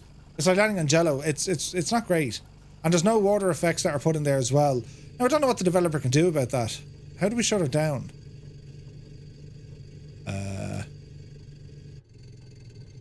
That's how we shut it down. But with the anchor there, can it be open? Can it be closed? Like, it's just sitting there, it's going all over the shop, which isn't ideal. It'll calm down eventually. Murph needs one of those motion seats while landing this. Could you imagine this in a motion seat? But it's freeware. I thought it was well worth a look. There's been a number of kind of cool freeware stuff over the last couple of weeks and months, and I haven't really gotten around to any of them. So I thought tonight was a good chance to kind of see where they're at. Do you know what I mean? But weird and wonderful. Something different, right? And as I said, if you're interested in this, there were 3 S5s built. Three of these were built, correct? Developed by Supermarine. And Reginald Mitchell, RJ Mitchell, Southampton is where the first Spitfire flew, but you can see where it got its heritage from. Speed racing was what Supermarine were playing at. That was their forte before the Spitfire came along. And we all know how good a Spitfire is in terms of how futuristic it would have been at the time. Do you know what I mean? So listen, I thought it'd be well worth it just to show you guys how some of this freeware stuff works. And a couple of changes. If there's a mod for this or the developer can do something, it's mainly the ground physics or handling. Do you know what I mean? But it's been a busy one. We flew for NASA tonight, crashed, brilliant. Seb joined us from Cockspur. Then we flew in the Bristol 188, the Flaming Pencil. We crashed that as well. And then the glorious Supermarine S5, which is free.